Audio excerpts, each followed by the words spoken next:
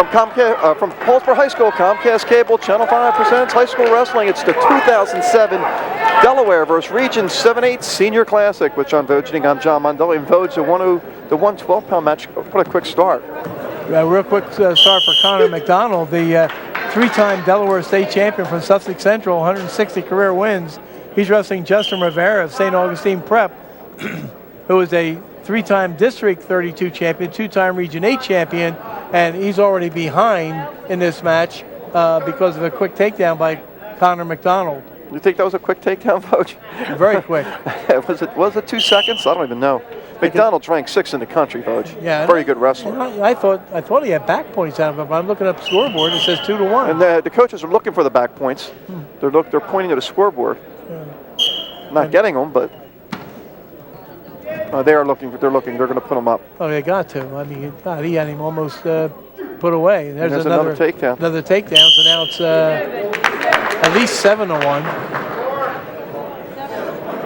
And the problem with something like a match like this, and now it's up here 7-1, is you have people working the clock who are not familiar with it. Everybody's volunteering their services. So it takes time to get used to different things that are going on. Luckily, we had that Mark Vogeding over there hitting the switch, helping out.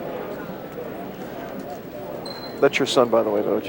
Oh, okay. No comment? Okay. The big rig has showed up. There we go. I just didn't know if you knew who he was, that's all. We had a chance to see Rivera last week at Region 8. Who is a pretty exciting wrestler, but he even looks undersized compared to McDonald. Right. I mean, there is a weight allowance in this Seniors Classic. It's a takedown and back points. He's tight. He's got this. He got him. Oh, brother. 129 time of the fall. That's why he's going to Lehigh, though. He's very talented wrestler. Yes. Very smart, 3.8 GPA. And looked exceptional out there in that match. Of course, Delaware has a slew of coaches. Vic Leonard is leading the gang with Marvin Dooley, Larry Simpson, Joe Arcangelo, Joe Bastianelli, and Dickie Howe, who wrestled his senior year at Pennsgrove High School. South Jersey team, Region 7-8 team is being coached by Mike Cunningham, Gary McGurn, and Joe Robinson. McGurn, the Bishop Eustace coach, Robinson, the Triton coach. Got Louis Burgos for Delaware from Cesar Rodney. He's going against Jose Matos of St. Augustine Park. Matos is another guy we saw last week at Regions, winning the Region title. Matos 40-4 this year with 113 career wins. He placed third, second, and first in District 32, first in Region 8, as you mentioned, sixth in the state this past year. Burgos, we happened to see when Paulsboro has wrestled Cesar Rodney the last couple of years. He is 38-9 this year, 120 wins and 40 losses, twice a state runner-up in Delaware. And had a 35-second pin this year when Paulsboro wrestled Cesar Rodney. Cesar Rodney winning that match 34-27 back in January. Only 2 losses for Paulsboro this year came back-to-back nights against Jackson and Cesar Rodney. And we have a takedown by Burgos. They put it on the wrong side of the scoreboard there. Again. 2-0 for Delaware. Yeah, that's what confused us the first time. That the scores were up there. Now it's 2-1, but I think it's backwards on the scoreboard again.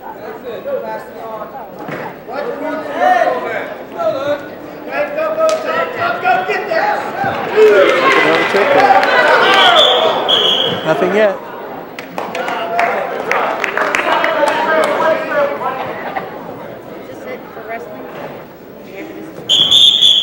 A little caution.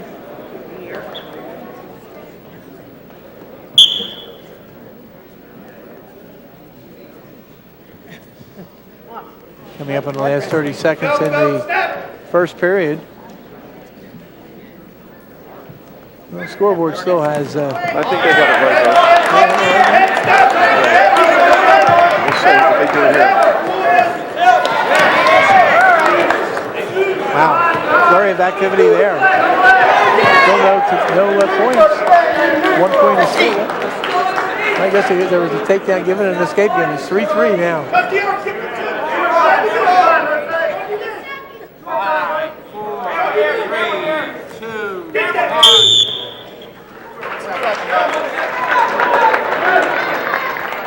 this is one of the Delaware officials, right? Yes. In charge of this bout. Two Delaware officials working this match is Keith Mumford and Ross Thomas. This must be Mumford. Ladies and gentlemen, your coaches. Scott Jenkins is the assistant. 3-3. Coach, New Jersey owns this series as it's I think it started in the mid-'80s.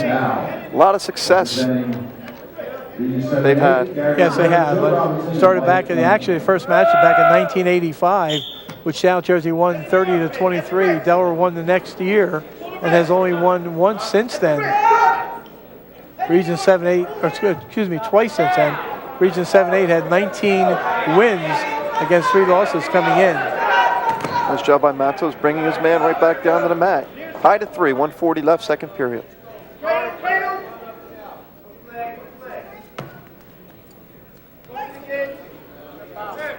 And there's the escape, 4-3 lead Burgos.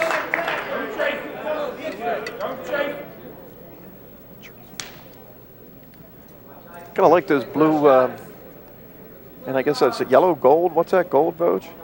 For the Delaware team? Yeah, it's a gold uniform. You know, the problem is that blue and gold seems to be the colors for the two teams. And just be a suggestion to get solid blue uniforms maybe for the Region 7-8 team. Matos with the takedown. He's going to get back points here, Vogue.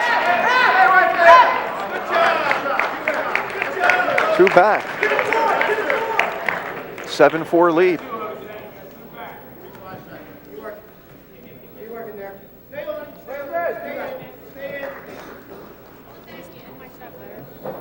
St. Augustine Prep had 3 guys wrestle in this series over the history of the competition, and 2 to start off the meet tonight. So that jacked them up from 3 to 5 after 2 bouts. And we talked about their lightweights all year. They're very strong with the lighter weights. They were this year. They had one of their upper weights was a kid by the name of DeGalbo who wrestled pretty well, but their forte all year long was their first 4 weights where they seemed to, you know, kind of dominate other teams at those lower weights. Yeah, they dominate every team, I think, but Camden Catholic. Yep. I think they had a little tough time with Camden Catholic. A lot of teams had problems with Camden Catholic this year, though. Final 10 seconds of the second period. Matos with the 7-4 lead.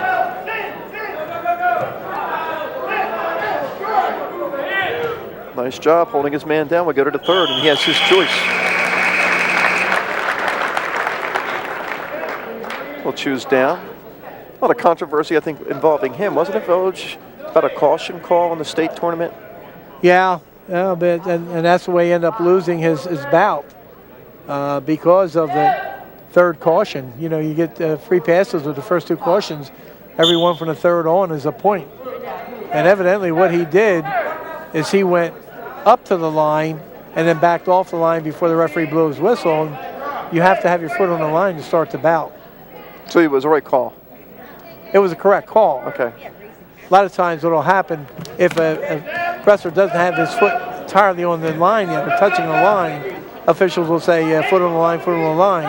But if his foot's on the line and he backs off it before the whistle blows, that's a caution. Nice job by him there.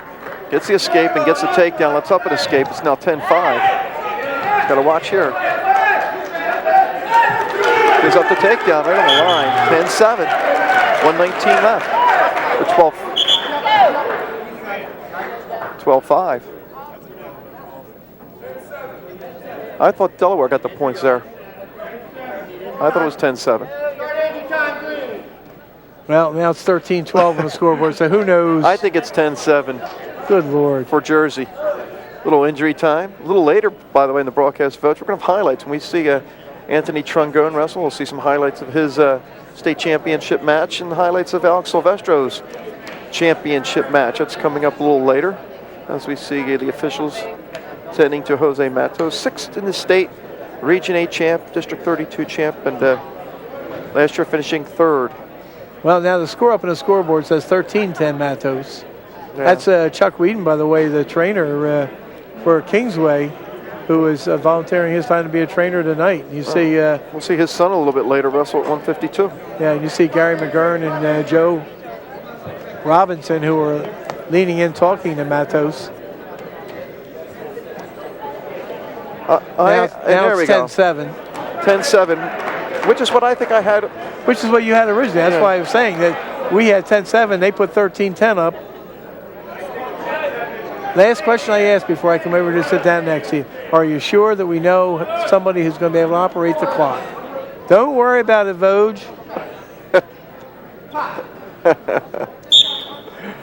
Every question I've had for the last week, that's what they keep telling me. Don't worry about it. Everything's taken care of. 11-7 now with the escape. And you see Matos carefully crawling out. What's his? What do you think he's thinking there? Well, he's not going to get any points until he turns and faces his man. Right. So as long as the man doesn't jump on top of him, he can go ahead and waste some time off the clock. Well, Burgos is making us a match now. It's now 11-9, and look for him to let him go again. He's got to be confident on his feet. He's gotten the last couple takedowns. Yep. 56 seconds left. That's what he's going to do. He's going to cut him. Cut him loose again. And Vogue, you know what they say? If you cut him loose, you got to take him down. A wise man once told me that. Here we go again. He's going to have to take him down a couple times once he puts him on his back with this concept. Now 12-9.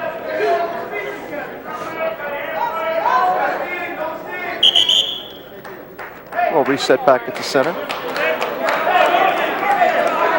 Nice crowd for a Wednesday night. Weren't quite sure we were going to have wrestling when I first woke up today, Vogue. Yeah, it was a bleak forecast yesterday for the amount of snow that we would be getting. And they were saying anywhere from 3 to 4 inches and heavier in the southern part. So, Delaware had to travel today, so our concerns were they wouldn't have clear roads to travel on. 30 seconds to go in the match, regulation. Matos spins around, gets the takedown. Oh, my. Doesn't give up the point, so he gets a takedown. But they didn't give him a takedown? No. Did not give it to him. Nope. Never got control. Still 12-9.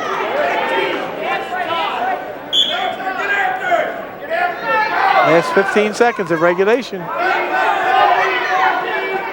Unless Burgos can put him on his back from the takedown, the South Jersey's going to pick up 3 points here.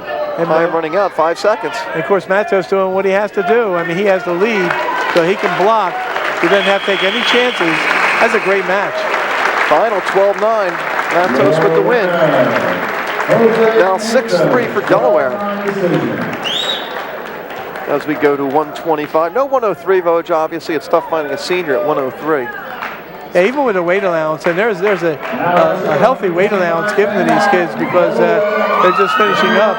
Delaware's been done a week earlier than New Jersey. Usually it's 2 weeks. Right. Here we have Nico Lopez out of Paulsboro and Damian Ringston out of Brandywine. Lopez 37-7, 108-39 in his career. A lot of people familiar with him in this gymnasium because he had a fine career here. 2-time District 29 champion, 3-time Region 8 place winner. And Ringstat from Brandywine, 82 career wins, 6th in Delaware a year ago. Lopez, as we know, great on his feet and gets the takedown. 2-0. Been his strongest attack mechanism all year, what he does on his feet. So here you see, got a takedown and gives the escape.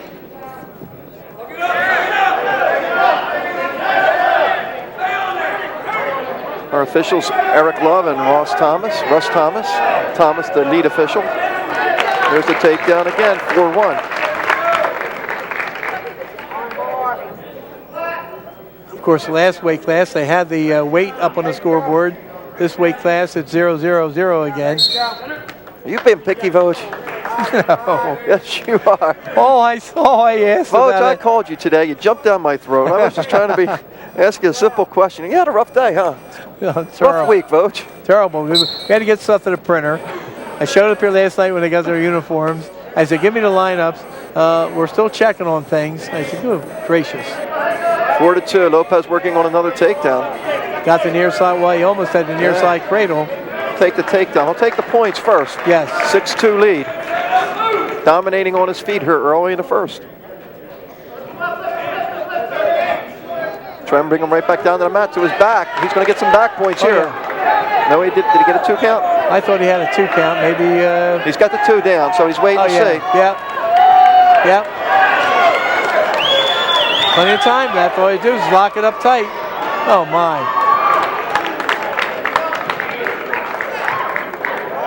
Ringston rolled out of that penny combination. It's 8-2. 2 back points. Ringston's 6th in the state in 05-06.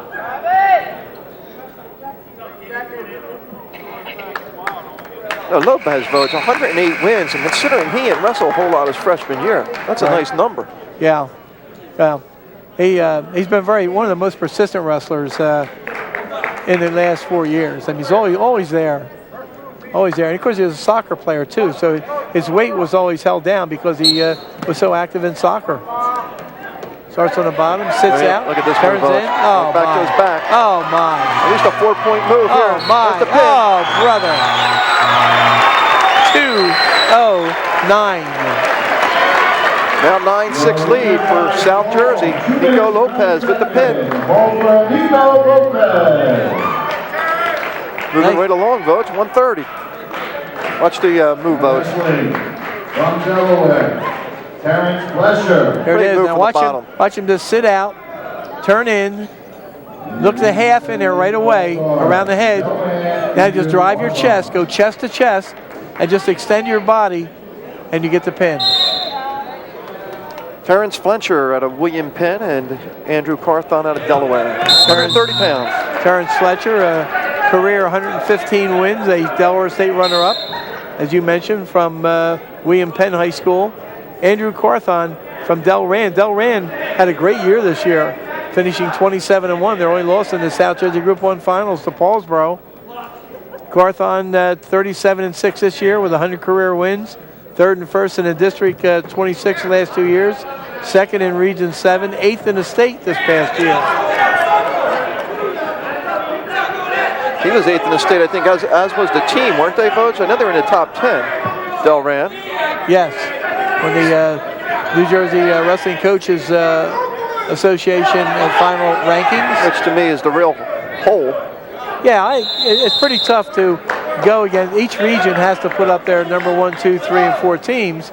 And when they have their general meeting among the 8 regional representatives and the moderator, that's the way they're put up on the board. Jackson was a no-brainer for number 1 in the state this last year, but there was a competition between Paulsboro and Southern for the number 2 spot. And really, not South Plainfield, huh? Or South Plainfield. Okay. Yeah, South Plainfield. Okay. And my understanding was it was like a 6-3 vote. But a nice year for South Jersey with 4 teams finishing in the top 8 in the state, 2 and 3 state champions. No question. I mean, Paulsboro, Camden Catholic, Kingsway pretty much could have gone with virtually all the teams in the state this year, and Delran had an excellent year. I would have been interested to see how Brearley and Delran would have matched up. Would have been very interesting. Now, Brearley did wrestle Paulsboro. Paulsboro won convincing, but I think Brearley beat Collings with like 51-9. Oh, they beat him quite handily very early in the year. Camden Catholic beat Brearley. Yes. No score here. Carthon looking for the takedown now. He's looking for more. Yep. Almost had him, 2-0. Just the takedown. And he looked impressive when we saw him wrestle Samuels a couple weeks ago in that South Jersey Group 1 final, picking up a major decision. Yep. And obviously turned it on tournament time. Well, the best attribute of a wrestler is being able to turn it up a notch when you're reaching the district, regional, and state competition.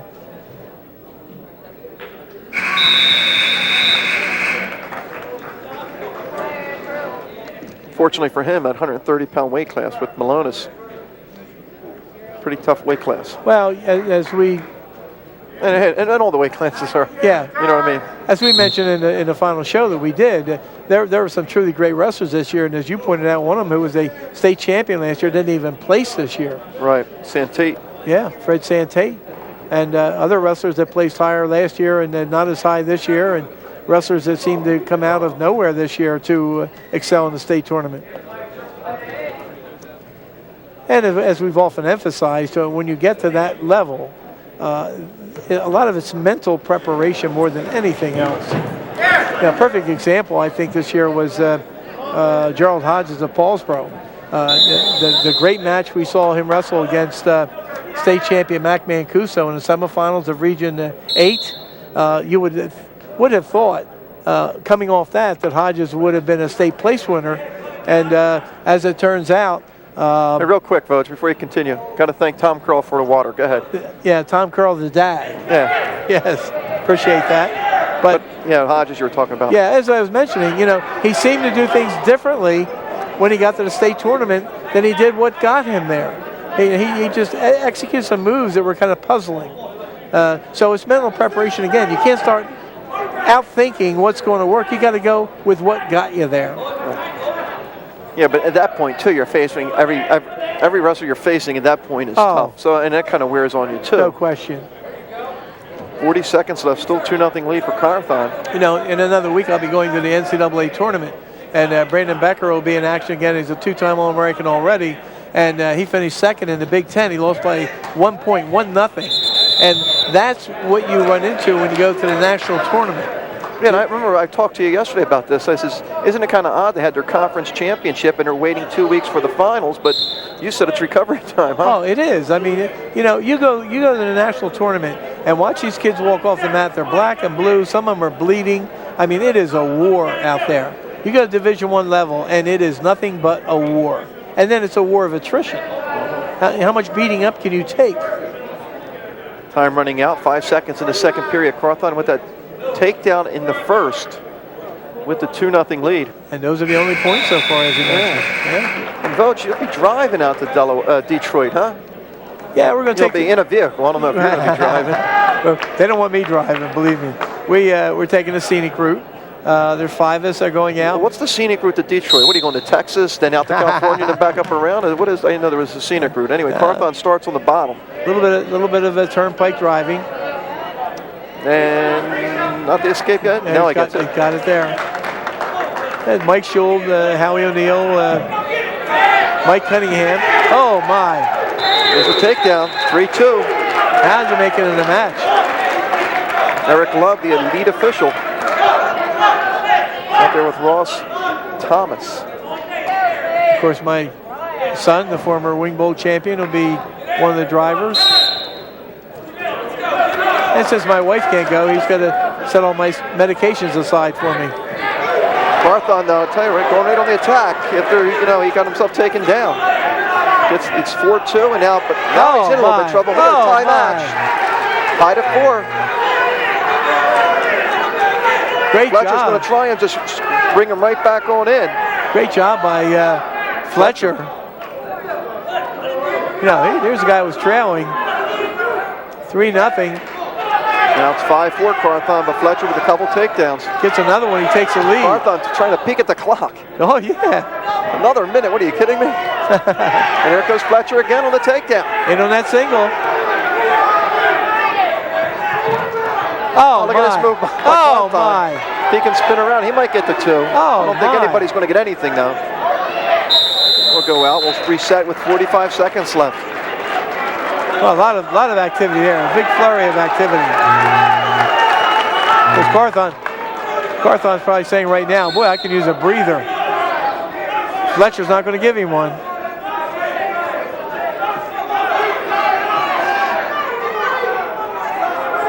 Coming up on 30 seconds left in regulation. 5-4. If Delaware's Fletcher gets a takedown, he wins the match. Anyway, Coach, I'm not available to go on that trip with you to the Nationals. I know you did ask me.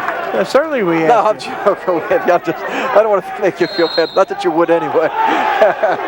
Here we go. Might as well go for broke here now, Vogue. You need the takedown. 15 seconds. He's got his leg. Can he finish? Nothing yet. Nothing yet. I got it there. Now I got the 2. And now he's going to hold it down for 10 seconds. 6-5, Fletcher. Carthon has to explode off the bottom or it's history.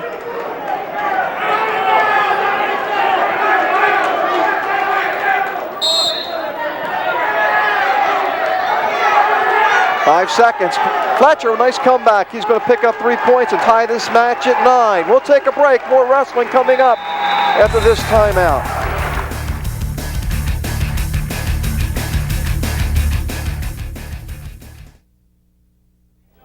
9-9's the score. We are at 130 pounds. Our second match at 130. Nick Manchini wrestling against Rick Bailey for South Jersey, now 2-1, Vogue. Ricky Bailey of Palmyra, 39 wins this year with 6 losses, 138 career wins. Two-time District 27 champion. Finished 4th, 1st, and 1st in Region 7. And he's up against Nick Manchini of Carvel Academy. 25-10 this year with 90 career wins. He was a conference champion. Bailey got the early lead on a takedown right off the whistle. Reached out, grabbed an ankle, and got an ankle pick for a takedown.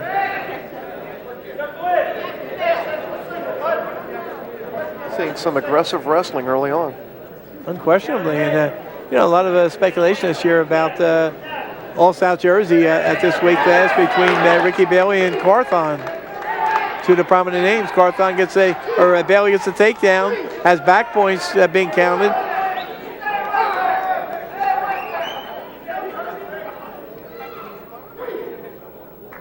Gets a takedown plus 3 back points, 7-1 lead for Ricky Bailey. And what's the criteria on something like that for all South Jersey? Does it go who finished higher, or who won the region, or how does that I think I look at the whole total picture, because somebody else's name was thrown in there, like a round robin. A beat B, B beat C, C beat A. So you have to really look at the entire picture before you make a decision on who should really be the all South Jersey selection. But I know Bailey and Carthon were two of the names that were mentioned. Ladies and gentlemen, at the conclusion of this match, we will have our 50-50 draw. End of one period, it's 7-1 in favor of Bailey. You know, you got Coach, I think it's going to be 130 pounds. Yeah, it'll be interesting. You got Catalana, but these, but you know, I said Carthon did place 8th in the state. Bailey did win his region. Catalana won a region too, right? Right. Yeah, Catalana impressed us.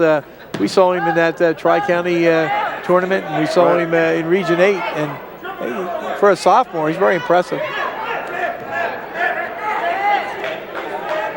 Ricky Bailey goes in from a stand-up into a switch situation. See if he can't get a reversal.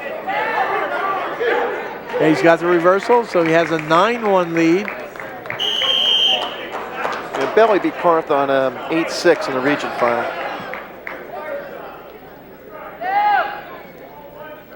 So it'll be interesting. Those are always ones I hated when I was working at the paper and went into all-star selections at the end of the season. Ones that had round robins in them.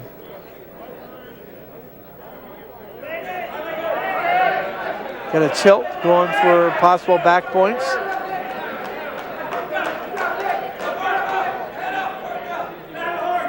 Nothing yet.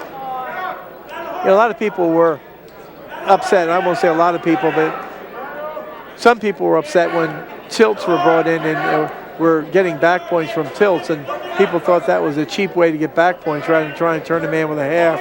But if you bar the arm and tie up the legs, you can exercise that tilt move, and it's a very easy way of getting 2 points. Looks easy, but you have to perfect it in order to get it.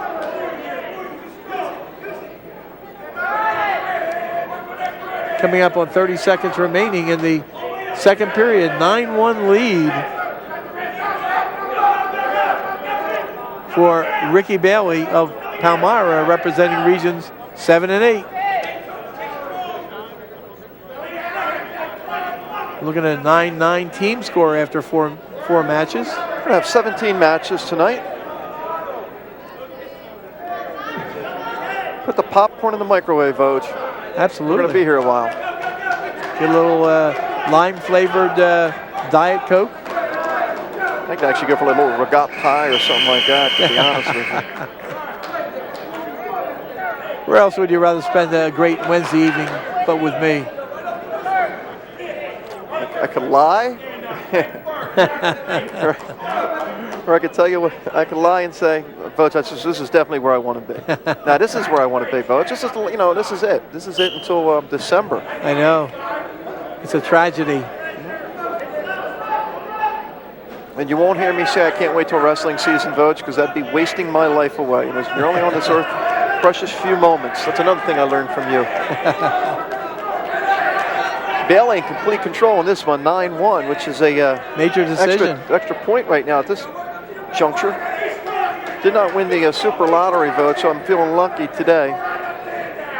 For a couple reasons. One, your wife wasn't giving out tickets at the school today, so I think my odds are a little bit better. 50-50. I was excited for a while when they said one of the winning tickets was sold in South Jersey. Yeah, wasn't yours though, was it? No, and then it was Cape May. Oh, there you go.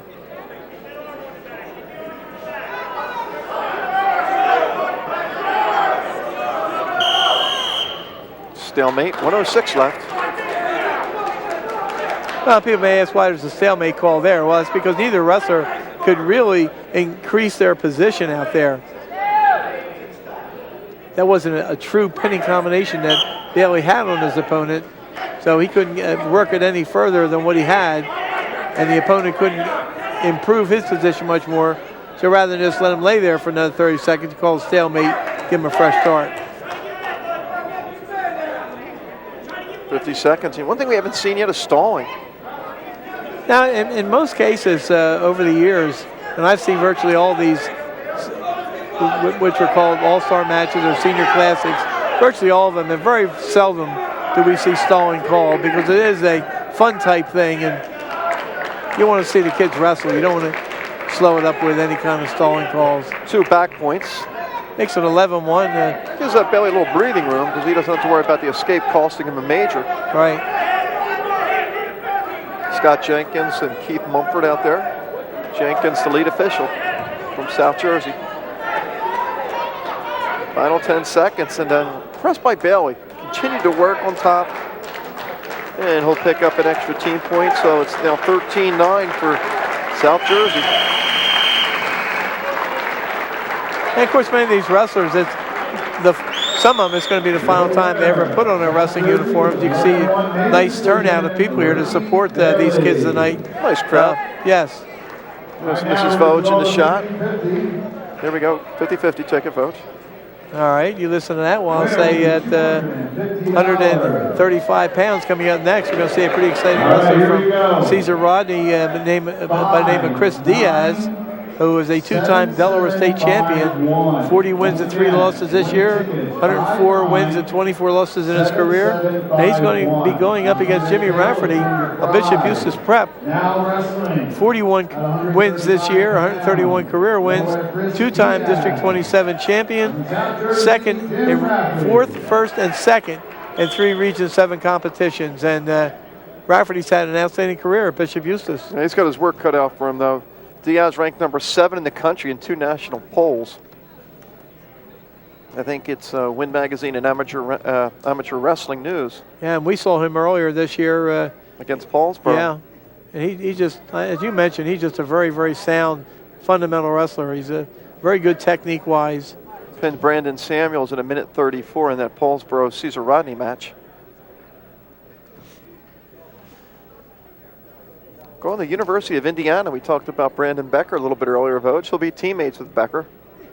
Be a good training partner. Ladies and gentlemen, no one's playing the ticket yet. Hold on, there's still might be hope.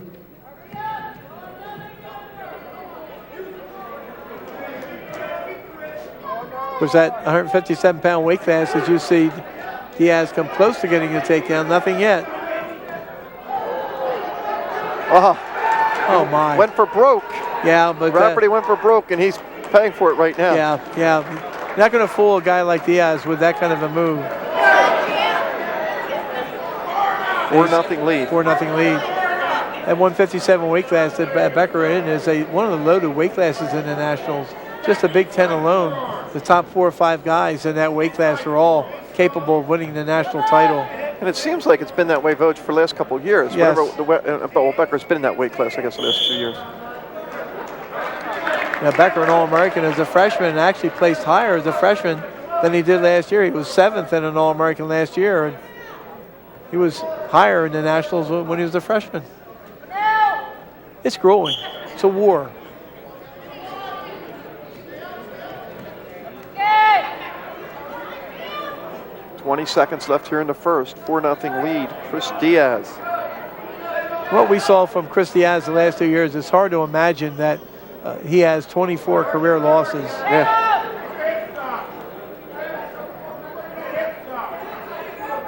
But we've seen their schedule. I mean, they wrestle some tough competition. Yep. They go in the big tournaments. They go up against Easton. They go up against the likes of Paulsboro. Here's that move by Rafferty that cost him. You see him trying to, this is something that Greg Z. White used to do years ago. Greg Z. White was a pole vaulter, and this is almost a pole vaulter type move. And it's going to be kind of dangerous because you come right down your head and your leg is trapped. So the guy, when he comes down on top of you, is not only going to get the takedown, but you're in jeopardy right away on your back. We have an escape now, 4-1 lead for Diaz.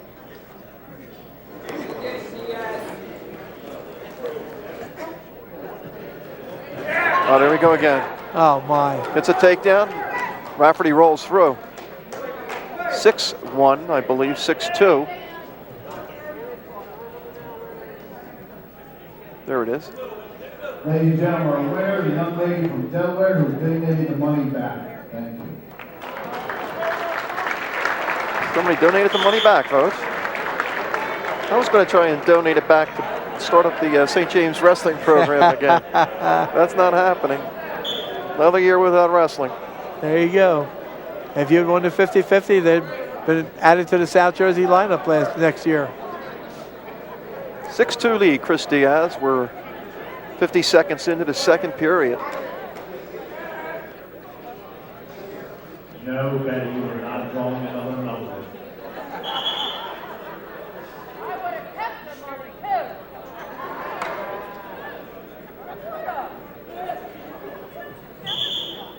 Caution on Rafferty, trying to beat the whistle. Sometimes you got to against a kid like Diaz. Take any chance you can. That's absolutely correct. Diaz is quick. Of course, next year, Voj, his teammate Alex Mead will finally be a senior. Seems like he's been around forever. Sure does, and Alex Mead is just a joy to watch. You know, and we keep talking about what a dream matchup would be to see him and Scott Winston out on the mat together. Absolutely.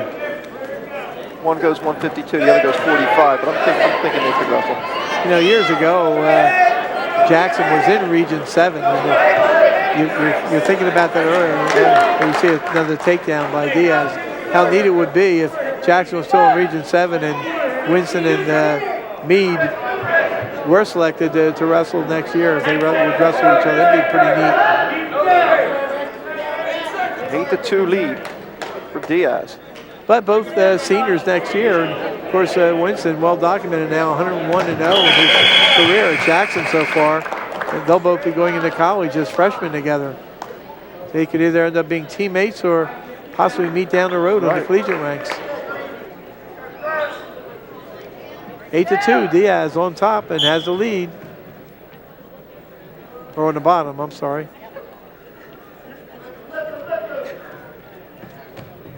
That's why I want solid blue uniforms for one team. Yeah, be easier for you, huh? What do you think, Winston? He's going 52. You see him as a 57-pounder in college?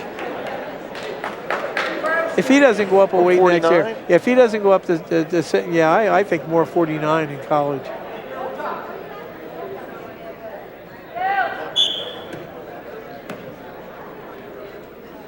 Because if Mead's 45 this year, depending on what he does, you could see him there also. Yes. That's what I'm saying. It'd be pretty interesting if they were teammates or if they ended up wrestling each other. See the reversal by Diaz. Diaz, it just overpowers you out there. I know, it seems like whenever Rafferty's trying, Diaz counters and scores. Yeah. 10-2, which means we're in a major and we're looking at another tie match after this weight class.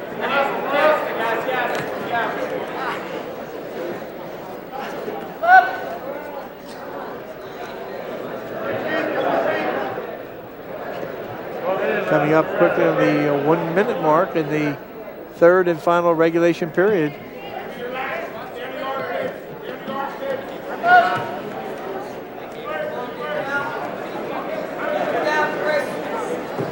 See the little kid that just went flying past the front of us there. I guess you didn't have wheelies when you were young. Huh? Look at back points here. Yeah, again, with a tilt. So, I mean, it's an easy way to get points. It sounds like it's an easy way to get points, but you have to perfect it. And it makes it 12-2 with 30 seconds to go. Diaz, a two-time Delaware state champ last year and this year.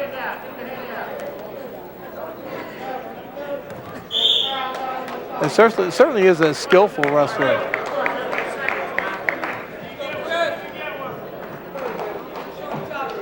20 seconds left.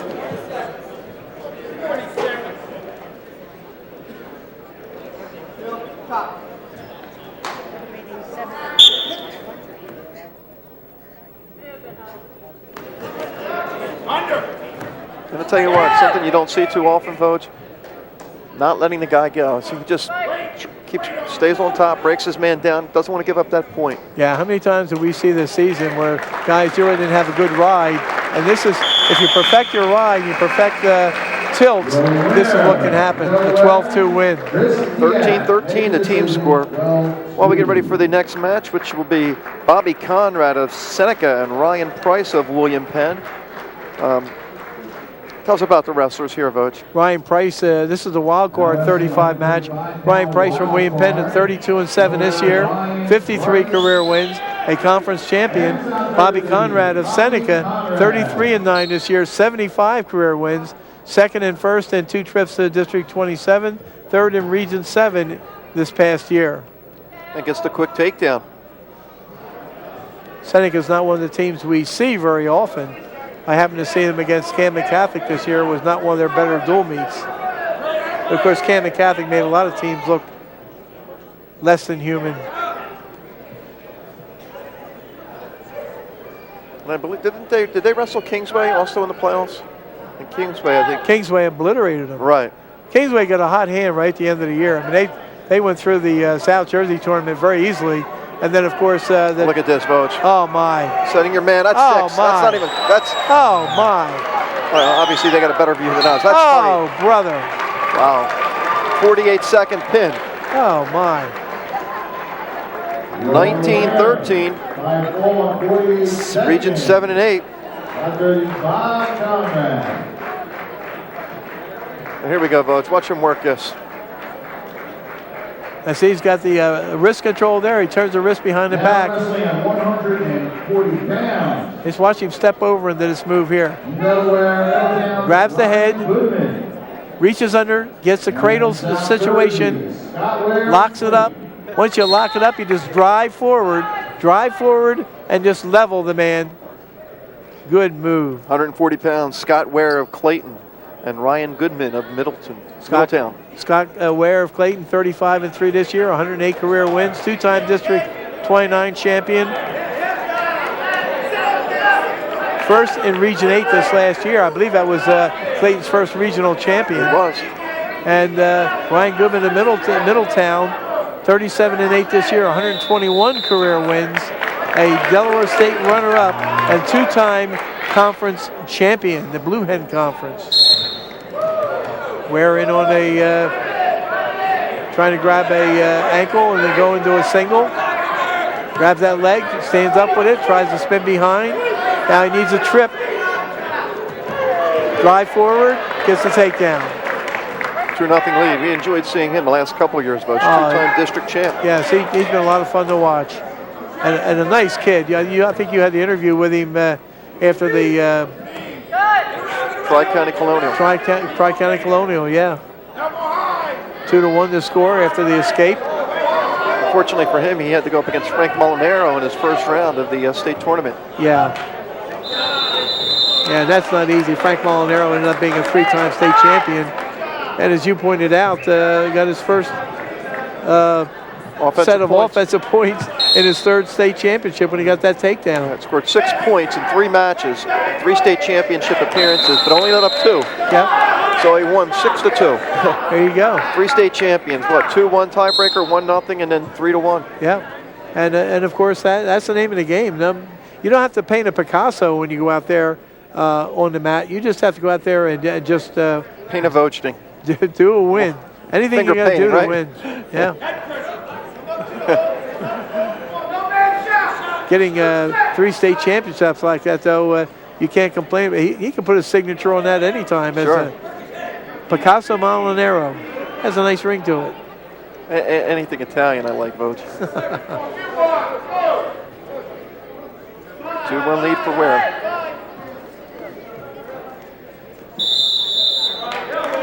Of course, we were so used to saying Tunstall in the corner when Clayton wrestled in the districts and the regionals. Well, he's across the gym in the bleachers, though. Oh, yeah, he's nice here. to see him here tonight. Yep.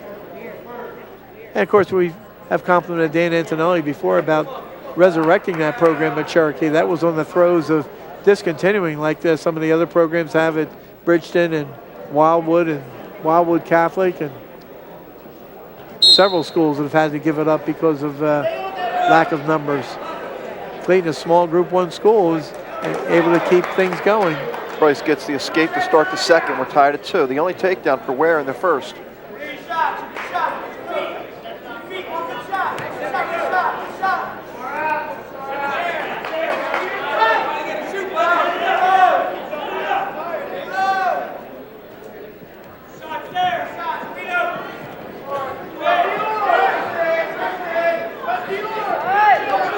Oh, nice spin behind, but he's got to get his man to the mat. Still no takedown. Uh-oh, spladle. There's a spladle. Oh, my. Still no takedown, though. Oh, my. All that, and nothing. They're going to talk about it, though. Ross Thomas and Eric Love talking about it to see if there's any points awarded. They're going to give 2. So it's now 4-2 in favor of Price, or in favor of Goodman. Yeah. The 2 is for what, Budge? He's saying it's a takedown. They're saying it's a takedown right here in this spladle situation. So isn't it back points then? Well, you would think if you get the spladle takedown, you got to get back points on top of it. So you either give 1, you either get 2 and 2, or you don't give anything. Correct. And which is originally what Eric Love did. He gave nothing. Ware battling out, gets the escape. Well, not quite the escape yet. He's looking for a reversal. Takes that reversal. Tied up 4.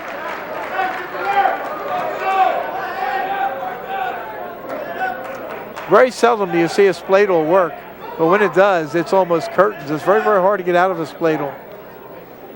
Combination between a cradle and a split scissors.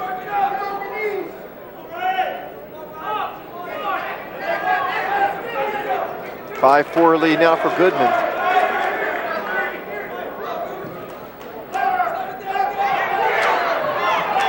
I was going to say Goodman almost had a takedown. Nice move by Ware to get out of that. Has in a little bit of trouble there for a second. Now he goes after the leg. Yeah, he's been the aggressor on his feet. He's been driving in there, trying to get the points.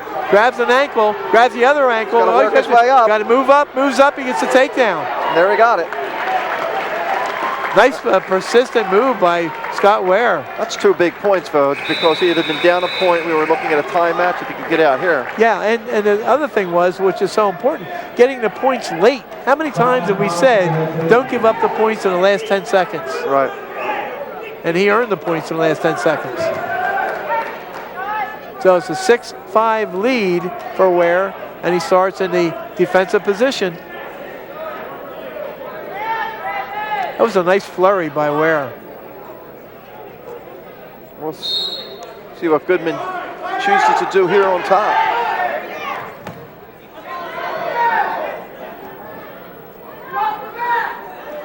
I would think, and I'm not, if I were a wrestler, I would know in the first 30 seconds I have a chance to turn the guy. If not, I'm just going to cut him. Of course, at that point, you're probably going to have to take him down twice. Yes. But if you feel that there's nothing you can do in your repertoire to be able to get back points, that's certainly an option you have to think about.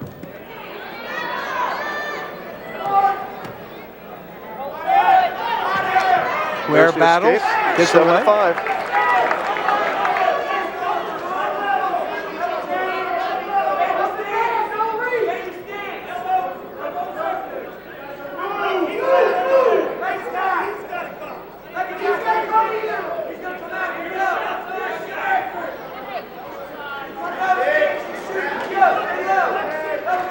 Ware with the lead, 7-5.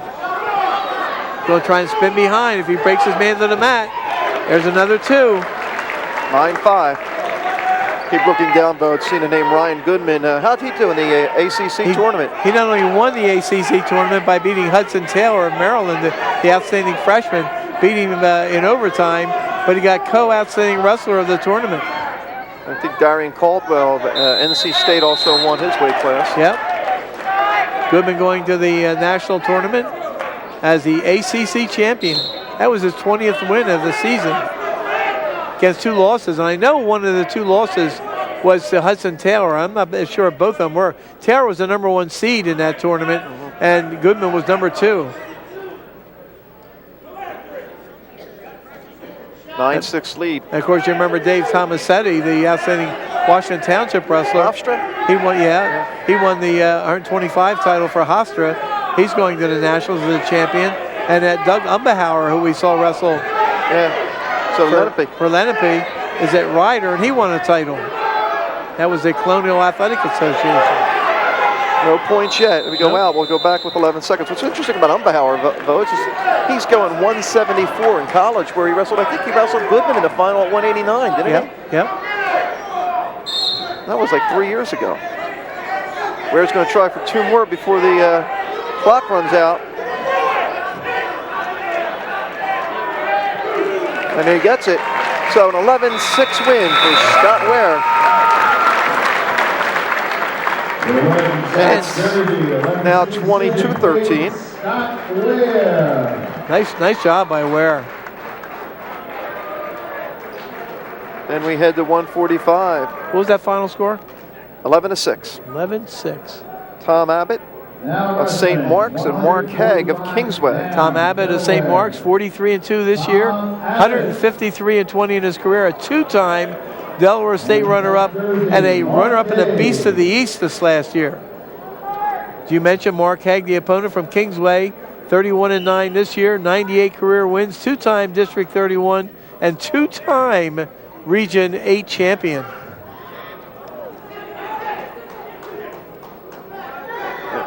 Abbott has Haig in trouble early.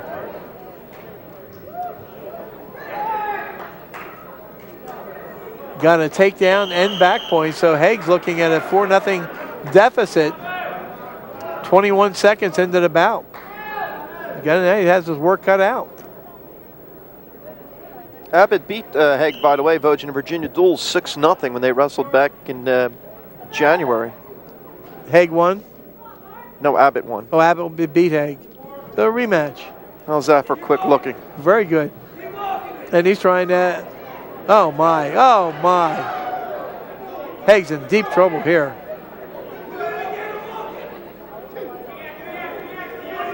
I think you can just see the confidence oozing with Abbott. 173 high school matches, that's a lot. Sure is. Oh my. Tight that time. Oh my. 52 seconds. Oh my. 22-19 now. South Jersey leads. And we'll take a break, come back. It's 22-19, Region 7-8 out in front.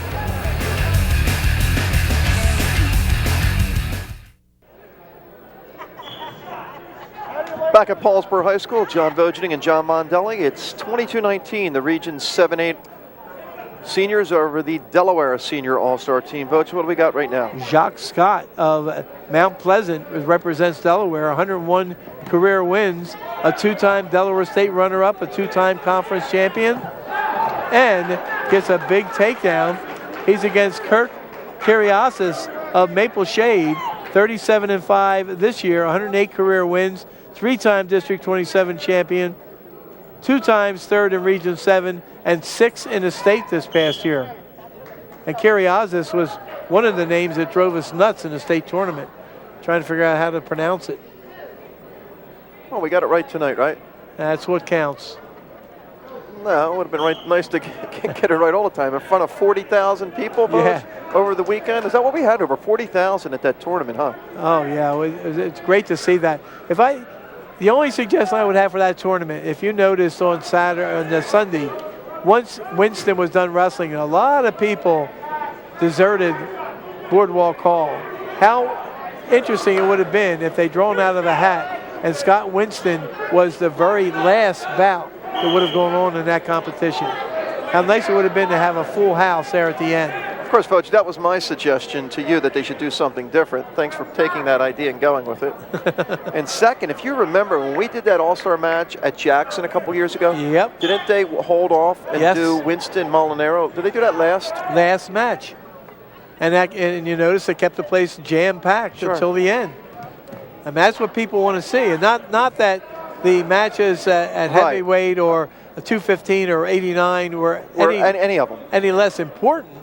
But I think the short conference was just a dominant conference in that state tournament that so many people wanted to see if Scott Winston could continue to stay unbeaten. And once he did, it kind of like took the edge off of everything.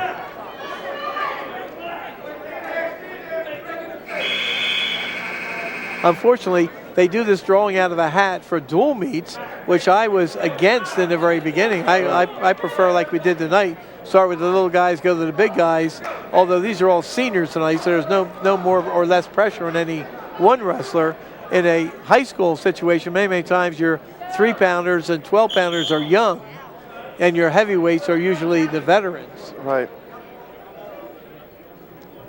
You get the statewide competition. Boy, I'd love to see the best match, projected best match, be the last match.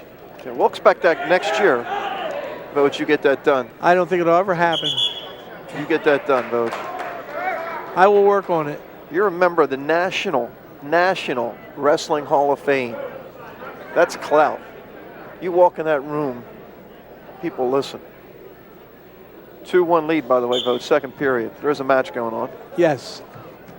And you got to be impressed with Jack Scott of Mount Pleasant, because he really has a determined look in his face out there. Two-time runner-up, heading to Delaware State University. Which is a program that seemingly struggles every year. Jimmy Garrett was at Egg Harbor Township. He wrestled for Delaware State early in the year this year, and then all of a sudden he disappeared.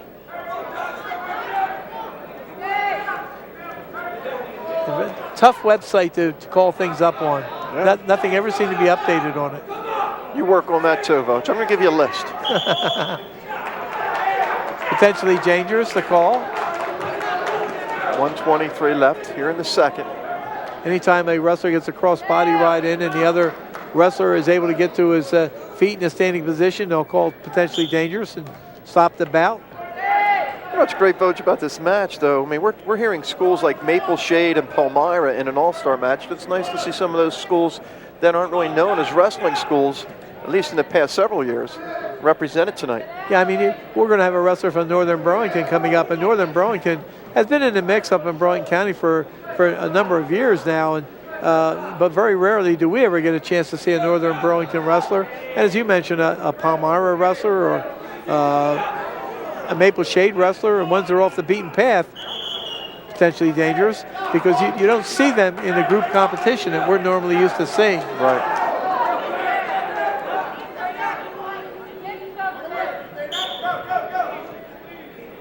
By the way, you've noticed the absence of John Cupsey, and I'm sure you have, because he hasn't beaten me up all here. He usually has something to say to you. But anyway, he's been out with a bad back for a number of weeks, and it's kind of strange to look up and see where he normally sits in the gymnasium being occupied by other people. But I understand that it's on the mend and it's getting better, and he's been supervising that job of construction on the Mancha Avenue facility that is going to be used for the junior wrestling program. They have a locker room in front of it now. They've gotten showers installed. They got the weight room in place. We have a caution. Well, I noticed, so that was only temporary, that side of the gym being that quiet. Yes. Yes. Okay. When you come back next year, you'll have Bring my earplugs, yeah. Yeah, familiar voice coming after you, wanting to know where the St. James Wrestling program is. Yeah. A nice job here on top, though, Vogt. The entire period. I mean, right now he doesn't want to give up a point late. Not late. Stay right with him. Not with a 2-1 match.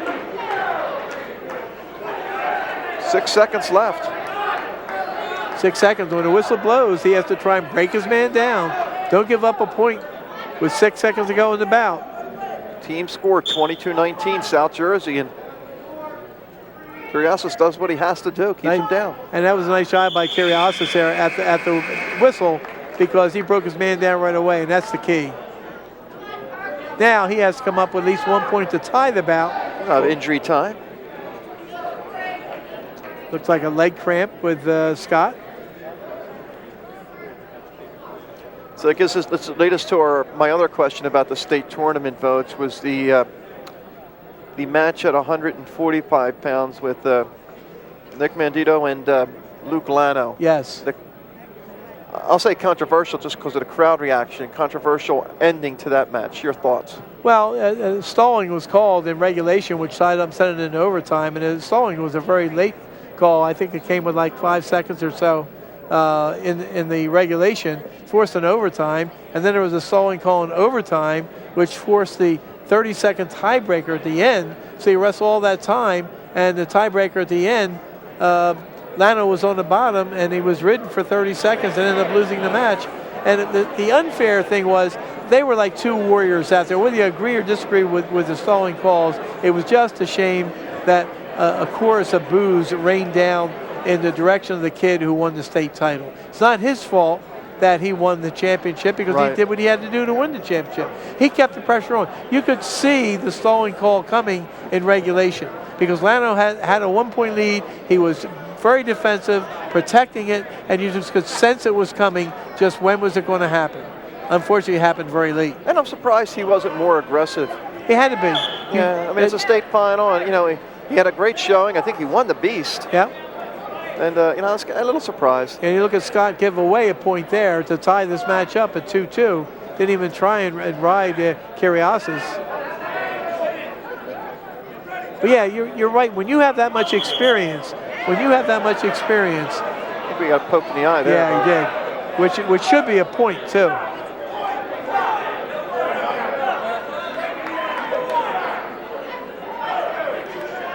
Good, Vogt. I'm sorry. You were talking about. Yeah, with the kind of experience that Lano had, you know the right way to stall and the wrong way to stall. If it's very obvious you're stalling, you're going to get called for stalling. You can grab wrists, you can tie up, you can keep the pressure on, but that's the key. You have to keep the aggressive pressure on, or you're going to get called for stalling. Well, somebody's going to need a takedown here. Or we go overtime. We don't want overtime tonight. Oh, absolutely, Coach. Well, in fact, I went the last 5 or 6 matches ago, like, just to walk down the end. Oh my. Nothing yet. Nothing yet. Nothing yet. No control. Oh, my. That woke the crowd up there. Great reaction by Curiosis to prevent getting taken down. Did a great job, Vogt. This guy finished 3rd in the regions and ended up finishing 6th in the state.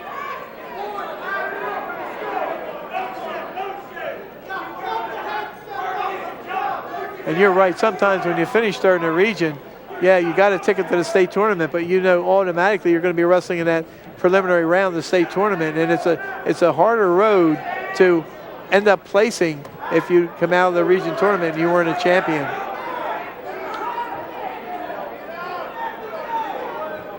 .40 seconds to go in regulation. We're tied at 2. Scott of Delaware keeping the pressure on.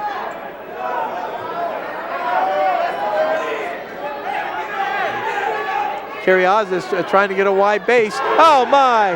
Oh my! Oh my! Got the takedown. And you know, 20 seconds left. I was just saying Curiosis was getting a wide base because he was respecting the throw that Scott got him with earlier. Oh my! Oh my!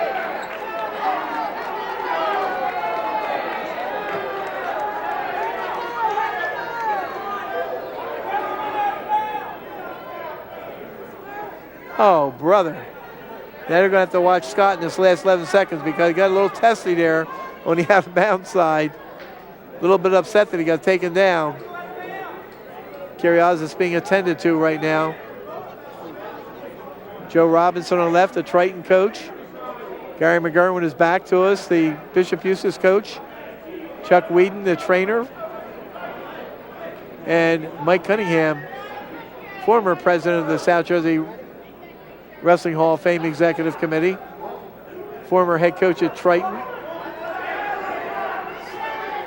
Sons were pretty good wrestlers too, Voch. Yeah, Ryan Cunningham, an outstanding wrestler in the state tournament. Tommy Cunningham, also outstanding. And of course, Mike Cunningham he'll be one of the chauffeurs going out to the Nationals with his conversion van.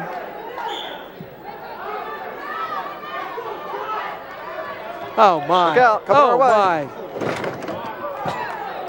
As long as I have my water, Voch, I'm okay. We're right into the table. Our mic went down. I'll tell you, the people at Paulsboro are great. Look at that. Fixing everything. And then the last 2 seconds. Some Warriors, and they're smiling. It's nice to see that. Final 4-2, so it's now 25-19. What a great effort by Curiosis. Hey, and Voch woke us up, too. Well, I kept waiting for you to protect me when they come flying at the table. Voch, it was my side. And under the Rob Weeden. Here we go, another 152-pound match. Brandon Bruce and Rob Weeden. Brandon Bruce of Hodgson Votech, a career record of 190 wins and 50 losses. So that's 159 career matches. He was third in the state in the last 2 years, 4-time conference champion.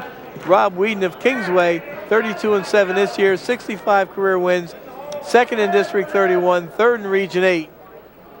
And part of that state championship Kingsway team this year that surprised Ocean Township in the state finals. Well, he had a nice little run in the tournament. Remember, he, in his opening round match in Regions, got called for a slam, and he had to battle back in the wrestlebacks. Yep. Then won a couple matches upstate. Well, I think that Rob Weeden is one of those blue-collar workers, type workers in a wrestling program that maybe isn't overly blessed with a lot of outstanding ability, but is blessed with an outstanding work ethic, and that pays off in the long run, too. And it's going to be really interesting to see how they bounce back, because they're going to lose a lot of wrestlers this year. That meant Paulsboro. I guess nobody feels sorry for the good teams when they lose their wrestlers, though, huh? Yeah, well, Tommy McConnell's done a great job at Kingsway, and he got the Coach of the Year award this year in Region 8. And he had a senior-dominated lineup, and so did Paul Marina, who just keeps going on and on and on with conference championships and state group championships, having a national record for consecutive state championships. He loses a lot of firepower this year, too. I think you mentioned earlier over 500 career wins or 600 career wins among their seniors that just had over 100 wins apiece. Hester with, I think, 138 career wins, and Sylvestro 136 career wins.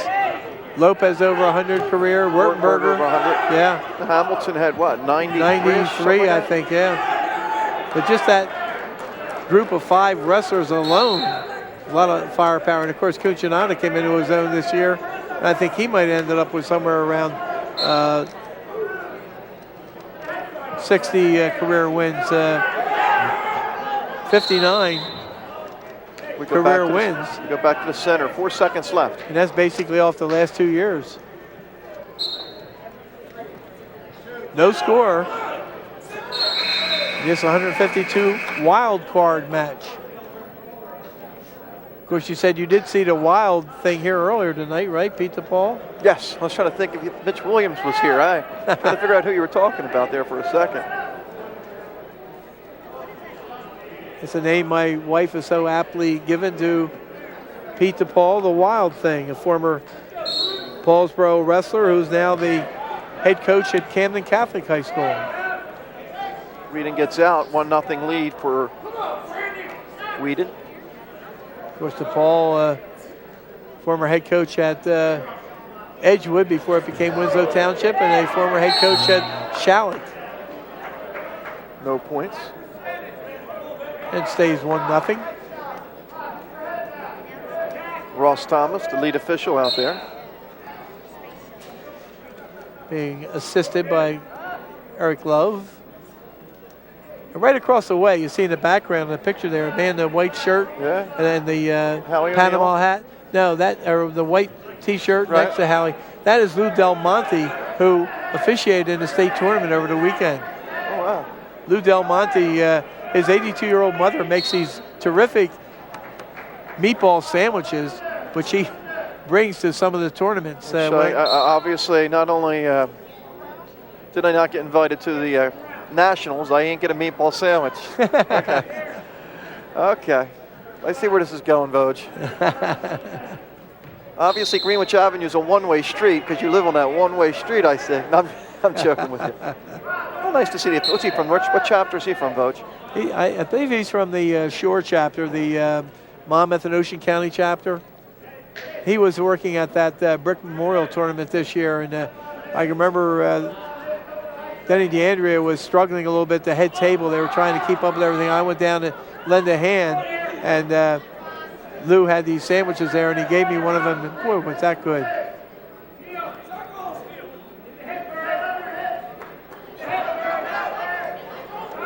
Weeden trying to fight off the takedown attempt.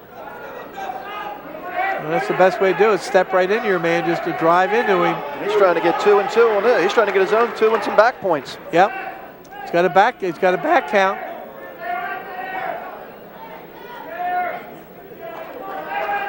He'll have at least a 5-0 lead or a 6-0 lead. I think he's going to get the 3 back. Yeah, he's trying to get more. Hook the leg. That's just a good move there to hook the leg. 6-0 lead. You know, of course, he's going to be remembered for those epic battles with Dustin Deckert this year. 3 overtime matches. Unbelievable. Many people thought he may have won that first one at Camden Catholic. Well, we certainly did. We were fooled. Of course, it was so outrageously loud in there that night. I can't believe they didn't have a sounding device like an air horn or at least a towel tapper. You know, many times you see somebody assigned to be out there and tap the other wrestler on the back. A little friction there between the two wrestlers. Unsportsmanlike conduct. Point for Weeden. Yeah. 2 points. 1 point. One It's 8 to point. 1. I don't even know what the score is anymore. 1 to each. 1 to each. They were So both hit with unsportsmanlike conduct. Shouldn't it be 7 to 1 then? Well, it was 7-0. Oh, okay, well, 7-0. I thought it was 6-0. Yeah, 6-0. Then the escape. Which is funny because the person attending to the Delaware wrestler is Weeden's dad. Yeah. Interesting. Okay, he had 1 on the escape, 2 on the takedown, 3 on the back points. That's 6. Right. Unless he got an escape. No, he got the escape here. That's why he got the escape point. here is 7. Okay. And then they both got 1 point for unsportsmanlike conduct. There you go. 8-1. 8 to 1. There you go. And you see Chuck Weeden right straight ahead, tending to the Delaware wrestler. Who was injured by his son. Just joking. Kind of interesting, though. Well, this has been a good competition over the years. Delaware really has, you know, for a small state like they are, a lot of times people will say, well, if you're a state place winner in Delaware, second in the state or third in the state, it's like being second or third in the regions in New Jersey. Not anymore, Voj. Pardon me? No, I don't think that's the same anymore because with the St. Mark's and the Cesar Rodneys, I mean, Cedar Rodney's a nationally ranked team in the last 3 or 4 years in a row. And as you have mentioned, the wrestle teams like Easton and Paulsboro. Yeah. So, I mean, they have their array of very good wrestlers as well. Bruce gets the takedown, 8-3.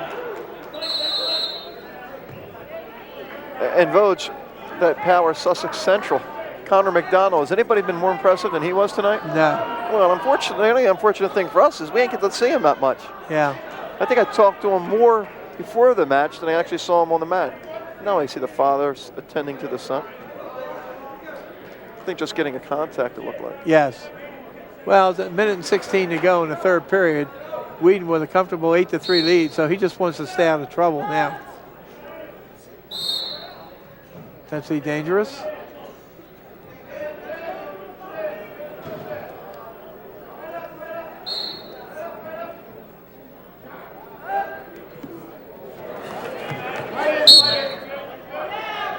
We have one more wild card match before this is all said and done, Voj. That's the heavyweight match. Which I got to tell you, Vogt, a little disappointed that the heavyweight match isn't ending with Demetrius Hester since it's the Paulsboro mat. I thought it'd been kind of a nice ending to his career. Very apropos, so to speak, yes. 9-3. But then again, you and I would think of that, but we're not setting the lineups. And obviously, if it was the Seneca gym, I'd go with Zach Shuy to end the night. Absolutely.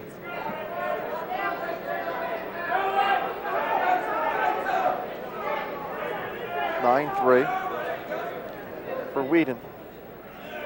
Trying to grab that ankle. I just hold on there. Yeah, 20 seconds ago. Well, he's got a chance of getting more points. Yep, and he got it.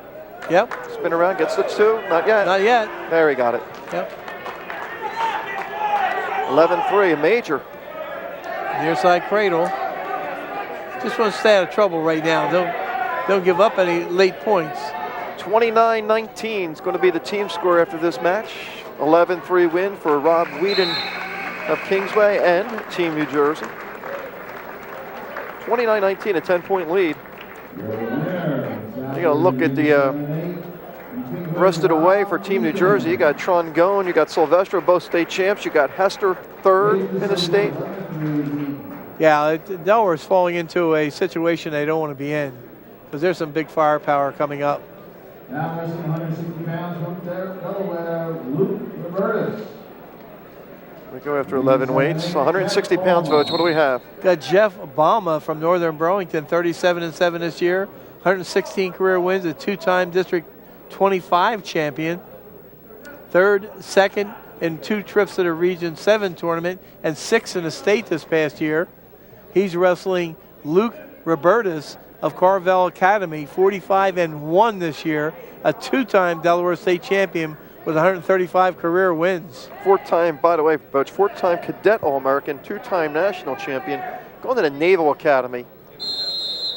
Pretty bright. Got to know he's got some brain power as well as athletic power.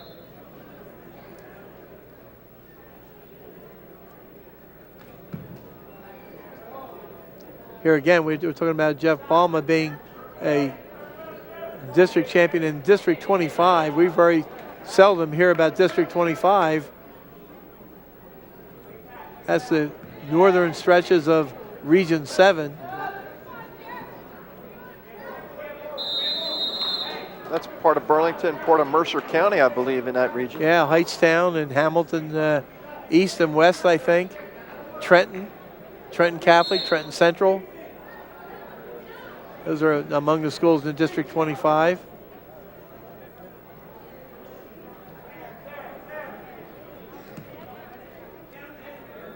And of course, the wrestlers who compete in this Seniors Classic have to stop down the night before to get their uniforms and get a team picture taken.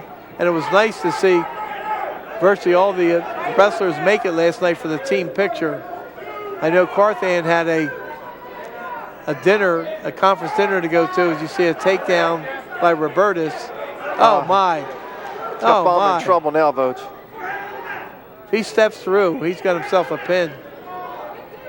Oh my. Oh my, Balma's in deep trouble.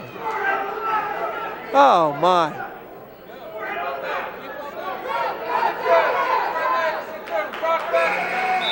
Runs out of time. We'll get 3 back, 5-0 lead. But a great job by Balma staying out of trouble there where he could have given up the big pin.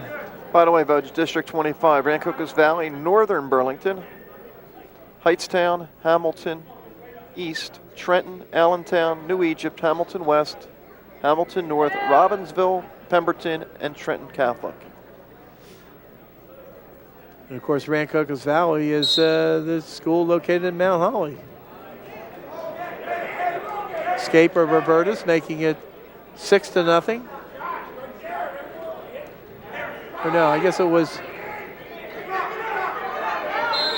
The escape was for Balma. For Balma. Now it's 7-1. Yeah, and a takedown by Robertus. So 7-1.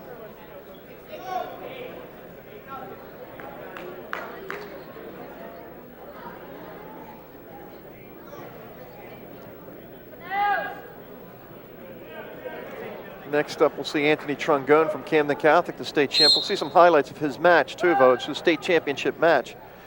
If we get a chance, we'll roll that in. Another escape. Or I guess it's the scoreboard's, I think it's 8-1 now.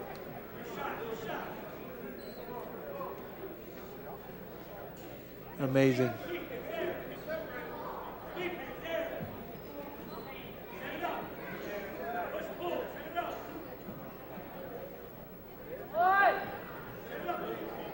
The good news is, Vogue, this day's going to end for you.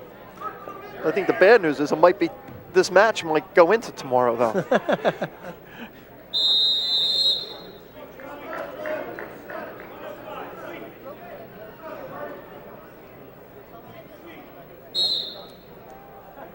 Minute left in the second period. Roberus of Delaware with an 8-1 lead over Balma of Region 7 and 8, the Northern Burlington wrestler. And, you know, maybe. Nice job. He just works his way up on those legs. There's the takedown. Yeah. This was a weight class, by the way, that Mike Cuccinata had turned his papers in for, and the first offer has to go to the highest placing state placement winner, so that's why Baum got the invitation. Had he decided not to compete in the tournament, Mike Cuccinata would have been competing in this weight class. Yeah, I noticed a lot of chatter on the internet why Kyle Packer, who was the winningest wrestler in South Jersey history, wasn't invited, and that was the point. Carthon, I think, and Bailey, I guess, both finished higher? Finished higher, so they get the first offers. Now, you know, as it was, that turned out to be a wild card weight class, so both of them were here, Carthon and Bailey. And sometimes the kids turn it down. And sometimes the kids turn it down. We've done matches before where we said, well, yeah, why isn't so-and-so here? Well, the invitation went to that individual. Well, many years we had that with the Abs Academy kids because of their conference all-star banquet, I think. Absolutely. It was a conflict almost every year. And we told them, you know, why? You know when this all-star meet is, why can't you just shift that dinner, you know, a day earlier, a day later? But that's a little bit more important than this type of competition. Of course, I remember the year Isaac Redmond won a state title. We didn't have a chance to see him. I mean, well, yeah, but he actually went out for the team, Vogue, and then he ended up sticking it out, winning a state title. That was one of the most unbelievable stories you'll ever see in high school wrestling. Yeah, won a state title, and then he did not wrestle in the All-Star meet, did he? Did not, no. No, and was offered that opportunity, but, you know, some people, when they get to a certain point in their wrestling career, saying, I've had enough wrestling, I went out on top, you know, I don't need to wrestle one more time. 10-2 lead for Luke Robertus. Delaware, 29-19 to score. Team New Jersey out in front. And I guess it's not entirely out of the question to think that Sylvestro might wrestle or could wrestle at Rutgers University. One of their linemen this past year who played football for Rutgers University. Meekins? Yeah, Ramel Meekins was a wrestler for that program. Right. But I would think that when... I'll say no. And I would too. I think when Sylvestro gets there, first of all, it's a good academic school. So the most important thing out of going to a Rutgers or any university is the education first. That's the most important thing. And of course, with the high-profile football program they now have, they're going to be working very, very hard to build him up to what they think he can become. And that'll have a lot to do with the training room and the training table. Roberta's very impressive, though. It's working on another takedown, gets it. Now it's 12-2. Well, 45-1. You know, that's a pretty good record. 135 wins in his career, two-time state champion. Yeah, he's the real deal. There's no question.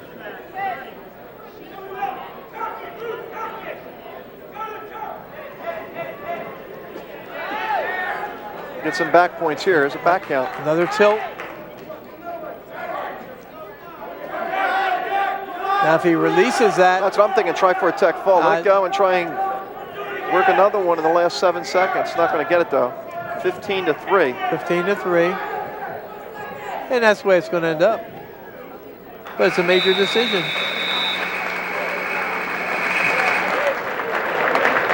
Your winner. 29-23 New Jersey. We'll take a break. We'll come right back.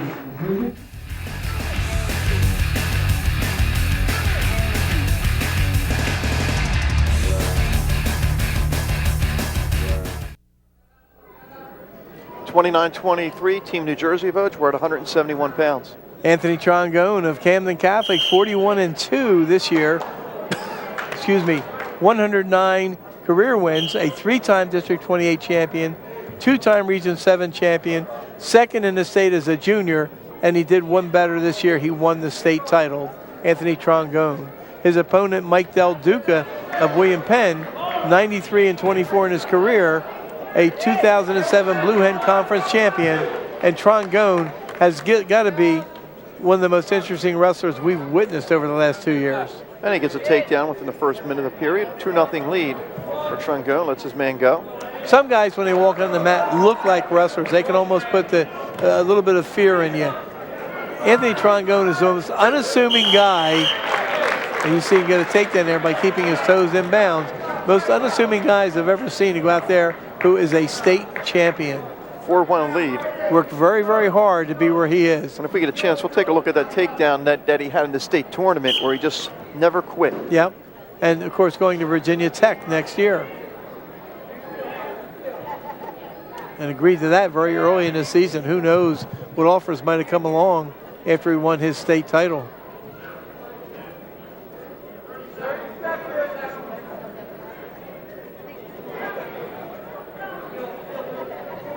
.25 seconds left in the period. Now he's wrestling at 171 pounds this year. It'd be interesting to see, as you see him give up the escape, what weight class he'll go out next year in the college ranks. He knows how much time's on that clock. He let him go. He wants to get that takedown. He's not going to get it. He might give up to it, and he does. How about that? We're tied at 4. Let's take it back a couple days, Votes, to the state tournament, and this is second period. Let's Kyle Kiss gets the escape for a 1-0 lead. This is beginning of the second period. Then watch Trangone get this takedown, Votes. This is just something amazing, and you see the size of the crowd in the background, and look at him go after that leg and hold on to that leg. He's got nothing yet, nothing yet, nothing yet, and Kiss is trying very, very hard to get out of bounds, and Trangone just won't leave go of that leg. Pulls him in bounds and dives forward and gets the other leg, and when he does that, that locks up the 2-point takedown. And this is the end of the match, Votes, because you can see this is like the final seconds. I think they're like the last 7 or 8 seconds. He takes a peek up at the clock. He knows he wins a state title. It's got to be an exciting moment. And there's a souvenir for someone. I think you got it. The PA announcer got that, didn't you? Anyway, Trails here, 5-4. Yeah, gave up an escape. And this has got to be anticlimactic after winning a state title, something you've dreamed about for years. I think I read in one of the papers that he's been wrestling since he was in the 4th grade. And we remember when he first came up and became a varsity wrestler at Camden Catholic.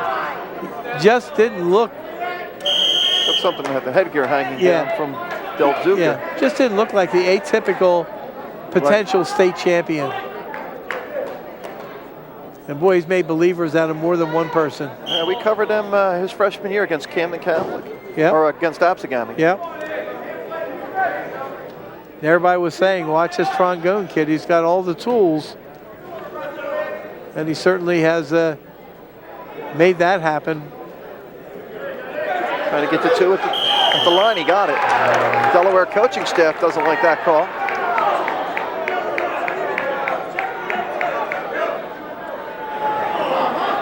.65. What you think of the call, Vogt? Very, very close call. I mean, you know, he's going out in front, 6-5. Yeah, he spun around behind, and when he actually got control, it looked like he was out of bounds. But if the supporting points, the other wrestler were in bounds, doesn't matter where he ends up. Right. It's the supporting points that are the key. Well, for Trangone having all the credentials he has, Mike Del Duca certainly is not impressed. He's giving Trangone everything he wants in this bout. Trangone with a 6-5 lead.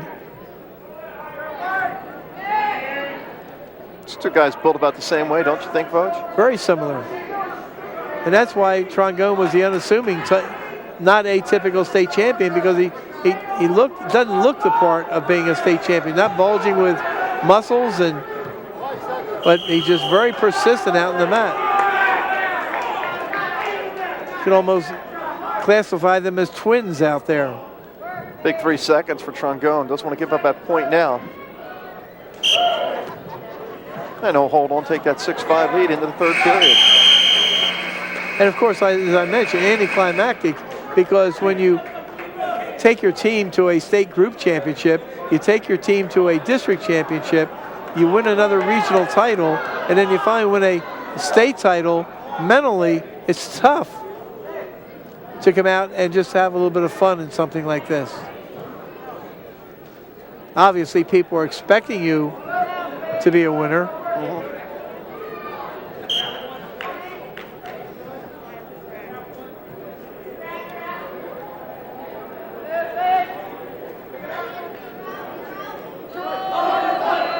And there's the escape.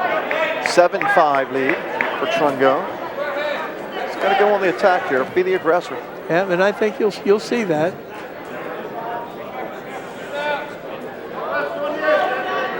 Well, mental lapse at the end of that first period, letting this guy go with about 18 seconds left in the period, and then instead of him getting the takedown, he was taken down to tie the score at 4.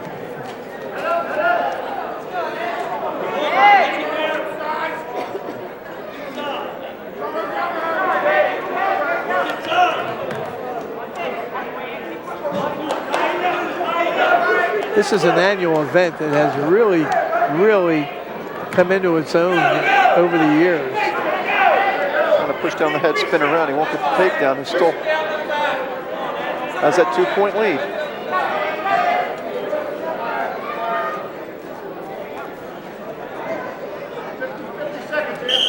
Almost fundamentally sound.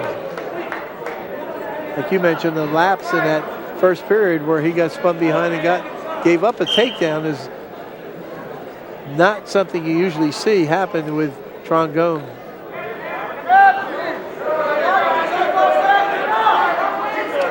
Seconds. Falls into this takedown. Oh, my. Injury time, too. And you see, keep that pressure on and keep those toes in bounds, and you get control, and that's how you can pick up a takedown. Deluca saying he's okay. Sure doesn't look it.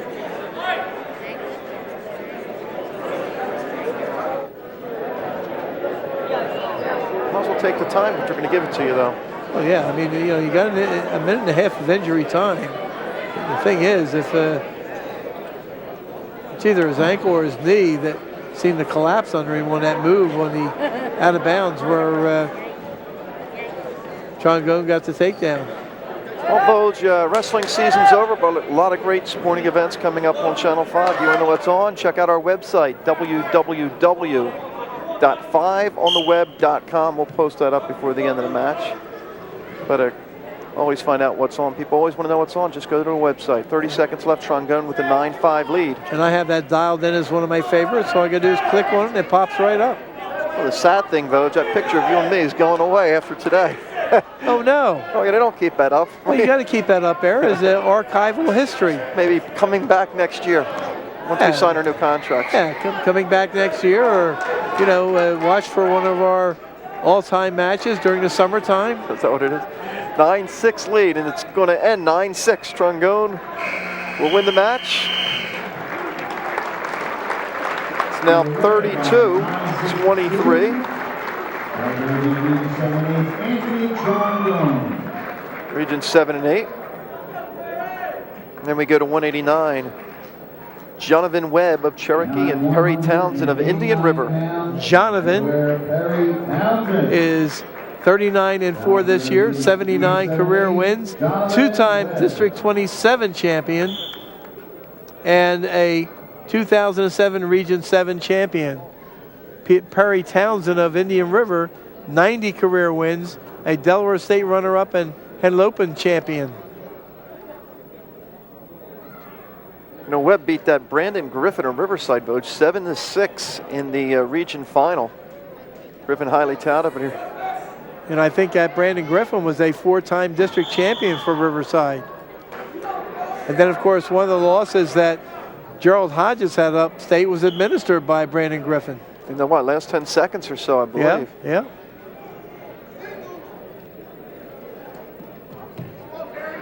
Oh, my.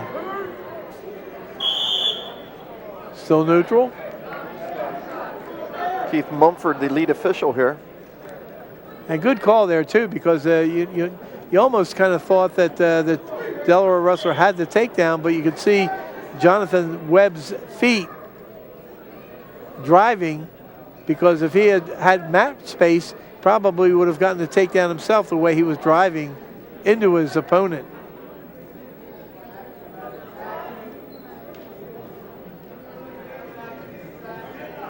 Townsen trying to control the head.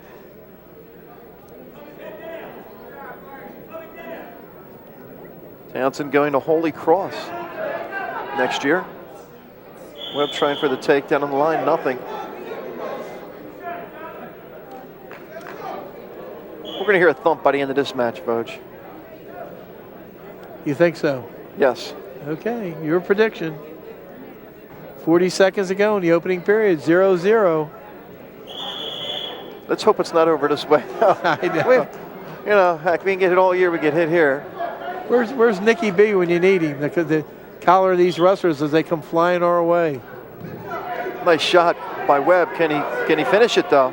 He's got to lift up. Did I tell you, Voj? Did I tell you? Oh my! Gets 2, but he's going to give up the escape, I believe. No, he gets 2 and 2. 2 and 2. Stays in control. Yeah, that had to hurt. Yeah, I don't think Townsen ever got completely away from him. Yeah, did he bring him down safely there? Well, I was going to say that was borderline slam. That was borderline. You take a wrestler off the mat, you have to get him safely back to the mat. And I don't know if we have a replay on that or not, but you saw in the situation there when he got him off the mat, the first thing that hit the mat was the wrestler's back coming down. And I think that was the thump. That was the thump you were talking about. Correct. Said you were going to hear a thump in that match. Yes. You can see just checking to make sure that Townsend's okay. Chuck Weeden making Townsen follow his finger to see if there are any symptoms of concussion, because he hit the mat pretty hard. 4.0 GPA right there, Voj, for Perry Townsen. First team all-academic, Delaware State runner-up. Weeden doing a great job of making sure he's seems to be in sound condition. Safety first, Voj, best trainer in South Jersey. Well, I tell you what, I am very impressed by what I've seen from him this year. Last few years, you see him at the state tournament. Yeah, I mean we've seen him in a lot of dual meets, obviously. Right, because we go see Kingsway a lot. We've seen Kingsway a lot, but I mean even up at in Boardwalk Hall, I mean he was all over the place. I mean, they had an array of trainers in Boardwalk Hall. But Chuck Weeden was, virtually every time I saw somebody go down, he was right there. 4-0 lead for Webb as we go into the second. I think we got a couple more thumps in us. Oh, we heard one thump. That was one right there. I know it was at the line, it was out. Townsend's choice. They're just making sure which team has the call here.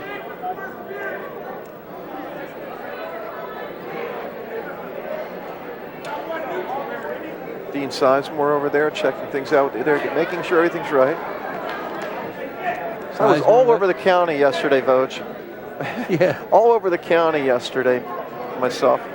And 2 different occasions I run into Dean Sizemore. The outskirts of Washington Township, and then the intersection of Berkeley Road and Kings Highway. There you go. Start my day and end my day. Dean Sizemore keeping the book for the Region 7A team. It's a reversal, 4-2. Mike McAleer, the athletic director of Pittman, who's on the executive committee of the South Jersey Wrestling Hall of Fame, is the announcer. And John Atkinson, who is on the executive committee of the South Jersey Wrestling Hall of Fame, is the clock operator.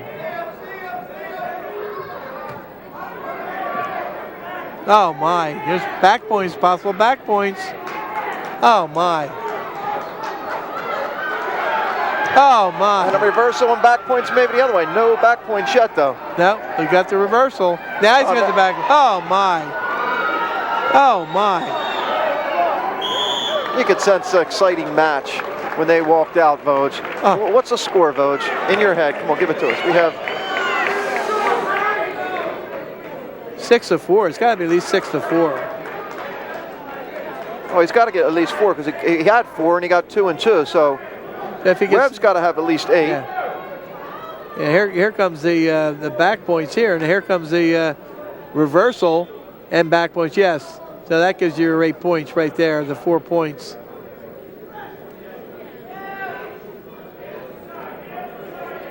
Townsen didn't get any back points though, huh? No. Well, he got back points there because he had already gotten the reversal earlier.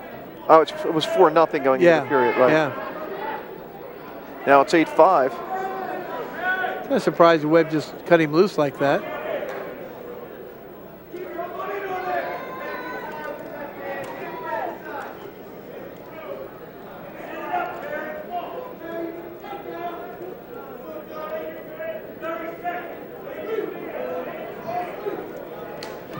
Oh my. Is that baiting him right to the mat? Oh my. No takedown though. Nothing yet. That's a great job by Townsen, not panicking when Webb pulled him in and went for the takedown.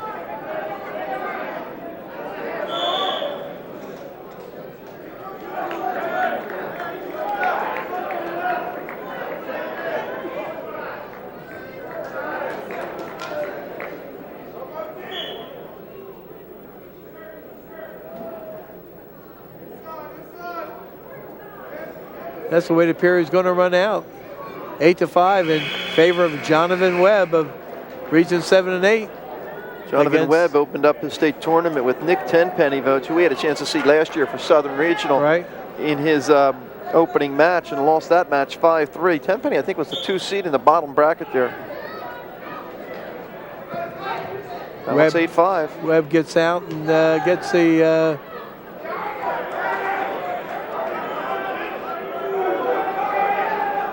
I'm missing a lot by looking down at my book. Well, Coach. I'm just trying to figure out if they change the scoreboard right away, I could follow it a little bit closer. I thought, wasn't Webb starting to start it down?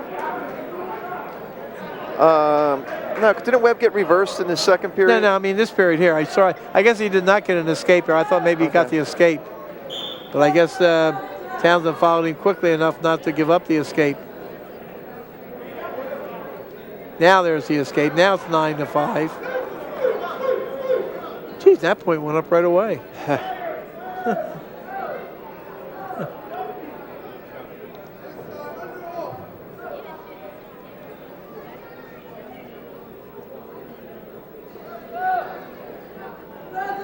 $115 to wrestle.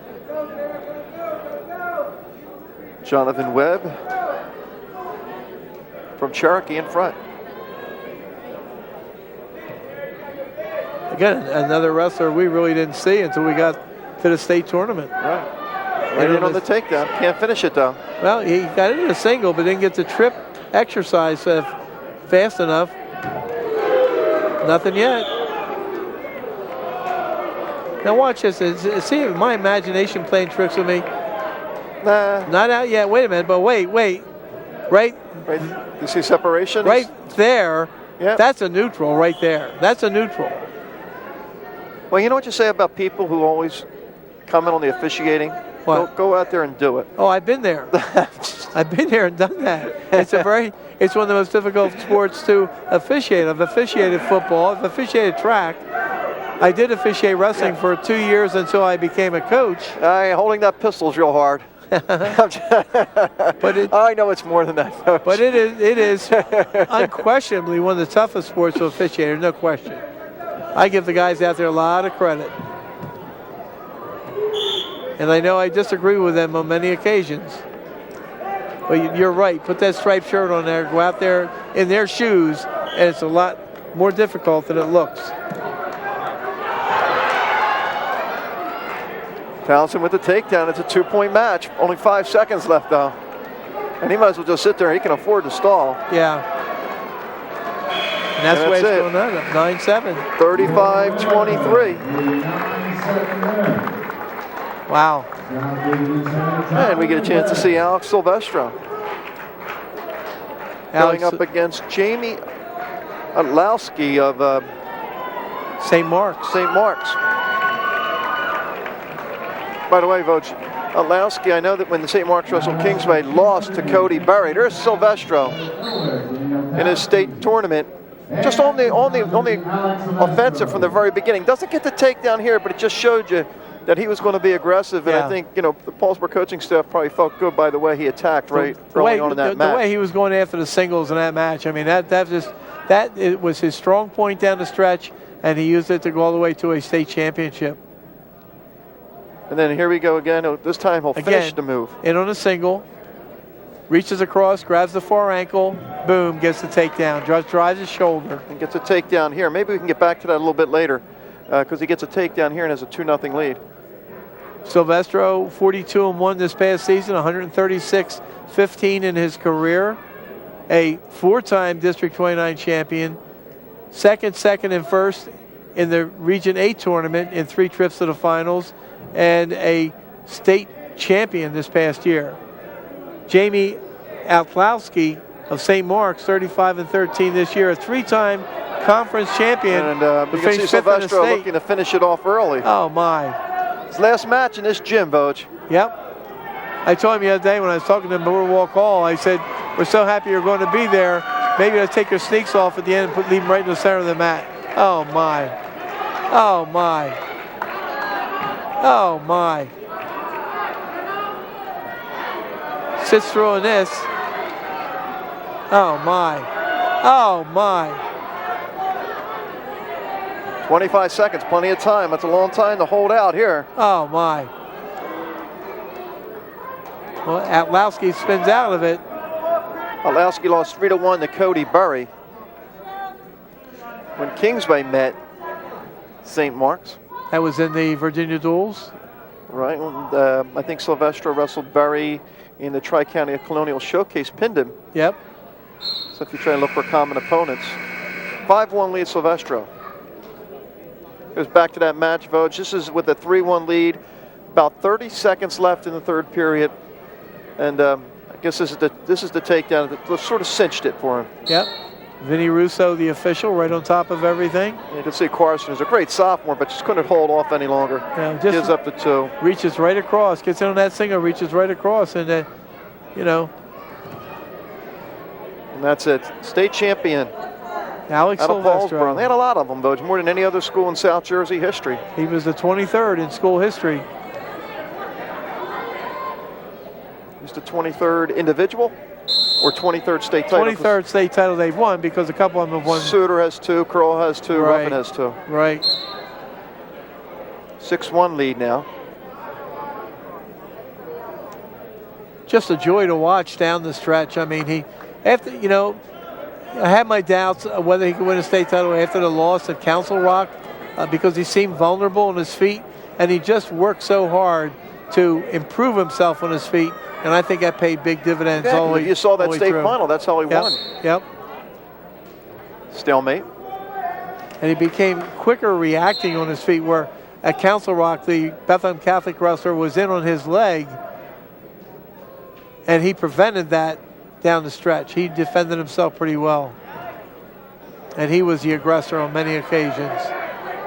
Being the aggressor again here, getting into that single, reaching right across, getting the takedown, and an 8-1 lead.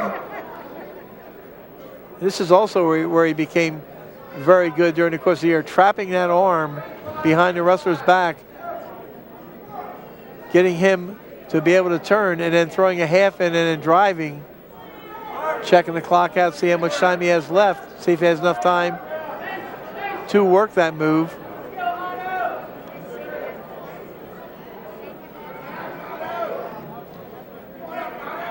You can see the clock in the corner of the screen, 15 seconds. He's going to try and get some back points. Not going to have enough time. No, going to run out of time, but there's a cradle. He's got time. What a lie now, Voj. You might get more than that. 3 back, it's 11-1. Told you there's plenty of time. Plenty of time.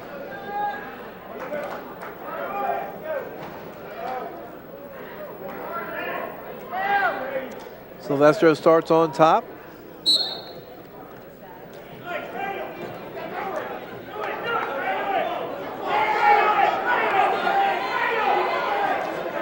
Sylvestro not panicking. The other, his opponents, 3/4 of the way through a reversal.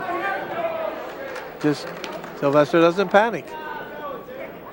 That's got to be disheartening for the opponent. And you hear, yeah, because you can hear the Delaware coach is yelling cradle, cradle, cradle. Yep. And yelling yo. Well, he grabbed the chin, and a lot of people look at that as exceptionally rough, but it's a rough sport. Sylvestro with the far side cradle. He steps back and pulls back. This time. Oh my. What you got to do is get his hip out, gets his hip out.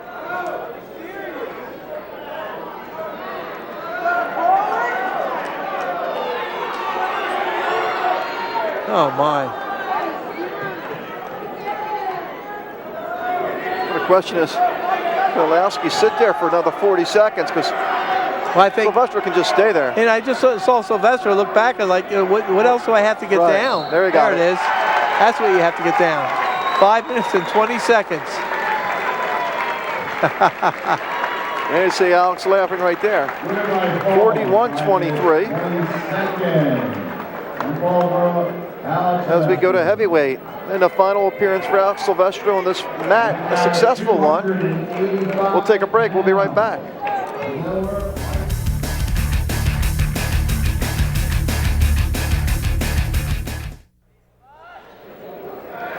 Back at Paulsboro High School, 41-23. Team South Jersey, Region 7 and 8, I should say. Demetrius Hester with the takedown and a 2-1 lead after the escape, Vogue.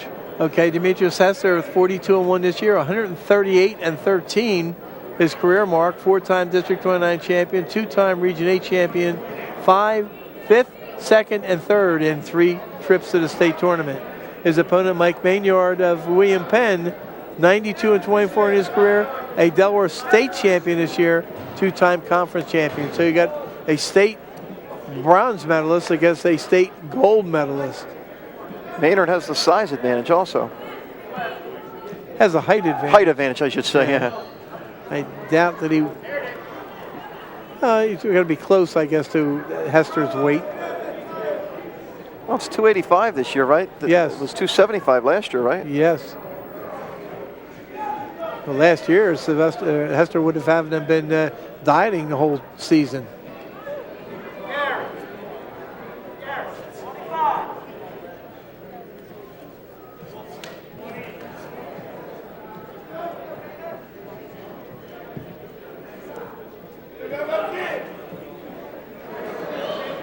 So it's a successful trip for Alex Sylvestro. His last time on this mat will be the same for Demetrius Hester.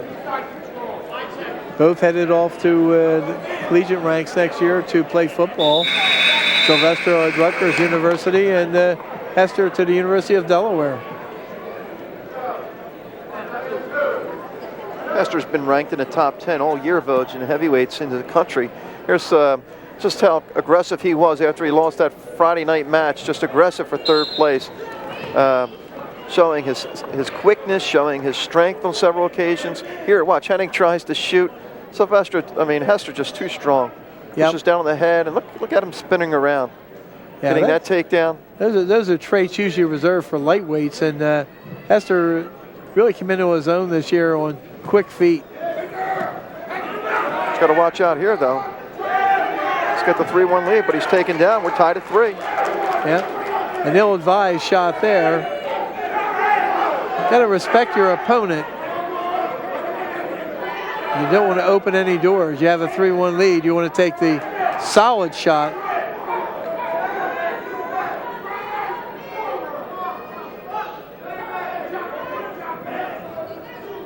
And he gets the escape. Quick sit out. 4-3 lead. That's the type of quickness that Hester can exhibit when he's in the mood. Pretty tough to stop when he moves that fast.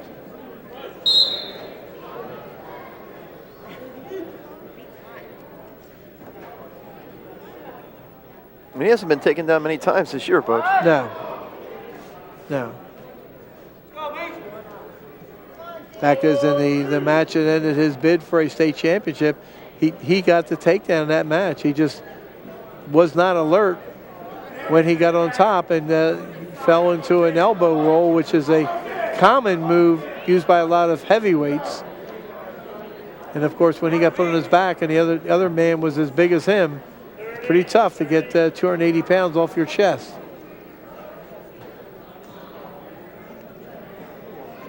But you learn from it. You learn that there's adversity facing everyone in life.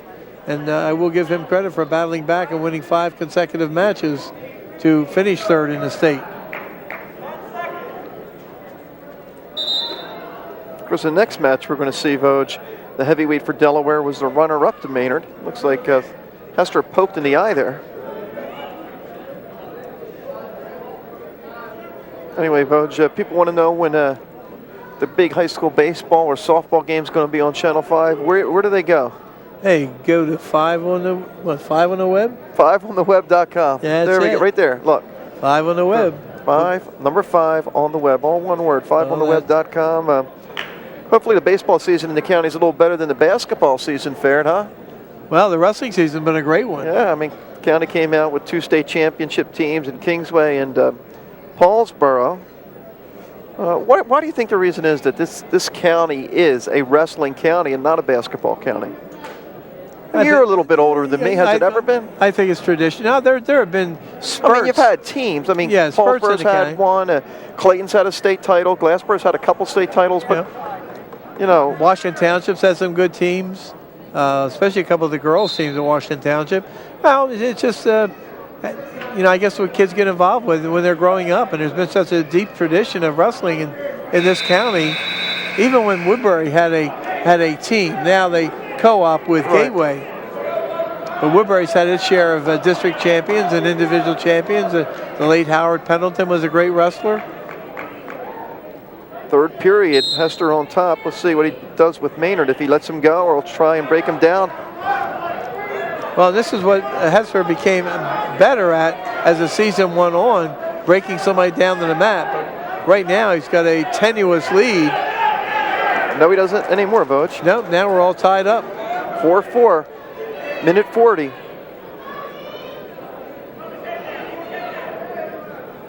Again, people expecting a cakewalk in these kind of situations.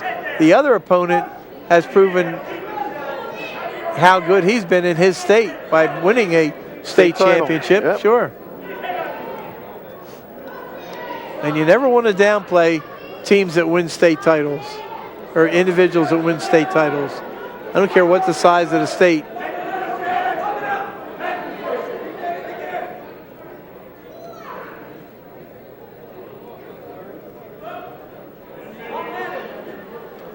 One minute to wrestle in regulation. Well, this is where it would behoove Hester to use one of those patented takedown moves that he has. With time dwindling down, he certainly doesn't want to go overtime, I wouldn't think. Maybe he doesn't want to give up his high school career that easily. Moving on to the University of Delaware, since he's wrestling Delaware, how appropriate, huh? Yes. Play football.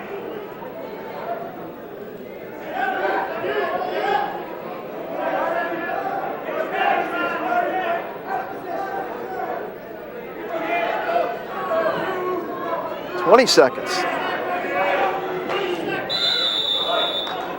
Of course, here again, you have yourself in an all-star type situation here where you don't have a team full of red-clad uniforms on the side and your own coach yelling instructions to you. So I don't think the motivation sometimes is the same. Well, it didn't affect Sylvestro. Well, the same can be said for Maynard, though. His coach isn't in the corner necessarily. We're going to have overtime. Start out with a 1 minute.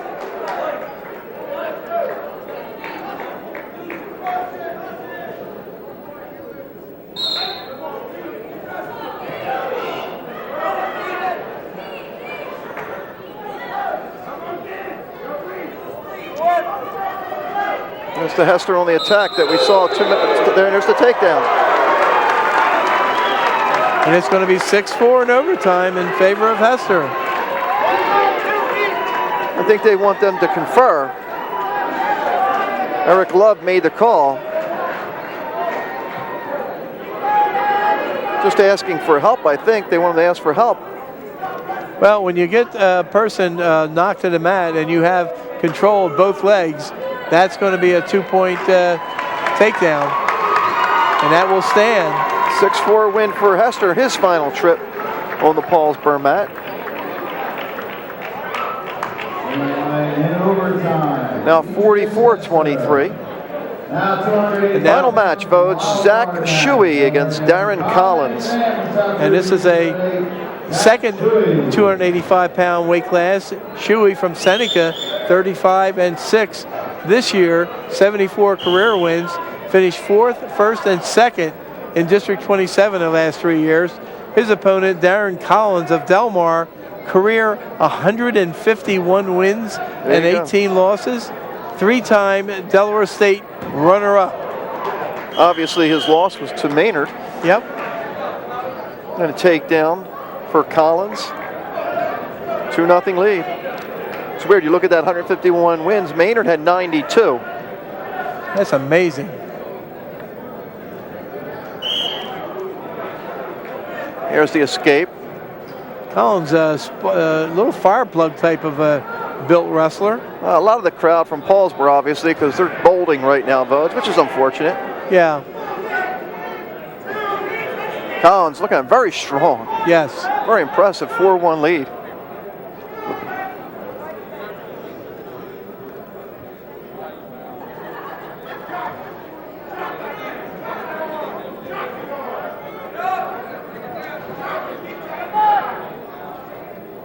Obviously confident on his feet. Let Shuy go.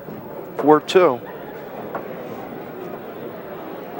And he has the 2 takedowns here, so. Yeah, and one thing I remember about Seneca this year when we saw them wrestle, they were a good aggressive team, but they didn't seem to have the stamina that you need to be a championship team. A lot of time wrestlers in the third period, one of the traits of an exceptional championship team is being able to attack in the third period and have stamina in the third period. Didn't quite see that with Seneca this year.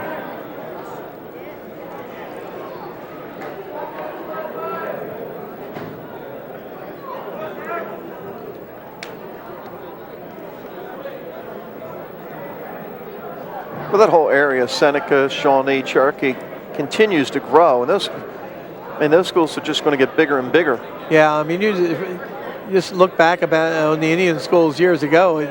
The very first school was Lenape up there. That's where Dennis Smith came from. Yeah, Lenape. I keep forgetting Lenape. Yeah, veteran head coach at Delaware High School. Well, that used to be the big wrestling school there, right? It was. It was Hank Schneff was the coach, and it was an exceptional South Jersey school at Lenape. And then, of course, sister school came along. I guess it was Shawnee. Was it Cherokee? Shawnee was first. Okay. And then Cherokee off that. That's where Jim Horner ended up going to be a football coach at Cherokee. And, of course, now Seneca. So there we go. Oh man. Oh, Shuy right to his back. Oh, my. Has Collins in trouble. And Shuy sits through with it. Oh, my. It was all Collins in the first period, but Shuy went on the attack. Tied it up at 4, and now he has a death grip headlock on there. And if he sits through on this, he's got 3 points coming to him. He's just got to be careful. Got to watch. He doesn't roll through. Now he's in trouble. I'm just going to say, that's the one thing you have to be careful of. Especially with heavyweights, Coach. Oh, absolutely. 7-6, it should be. Yep. Shuy with the lead, 7-6, but Collins looking for back points. Oh, my. Oh, he's getting a count. And he could very easily get a pin here. Yep. Oh, he's my. tight. That's tight, though. Oh, my. Oh, my. Final score, 44-29. Region 7-8 All-Stars win, Vogue. We're going to wrap things up real quick. I'd like to thank the crew. Great job again. Great time working with you. All the schools that helped us out, the fans that stopped by, talked to us all year long. I'd like to thank them. Final score, 44-29. Team New Jersey, or Region 7, Region 8 over Delaware. For John Vogeding and the entire crew, I'm John Mondelli. We'll see you next time.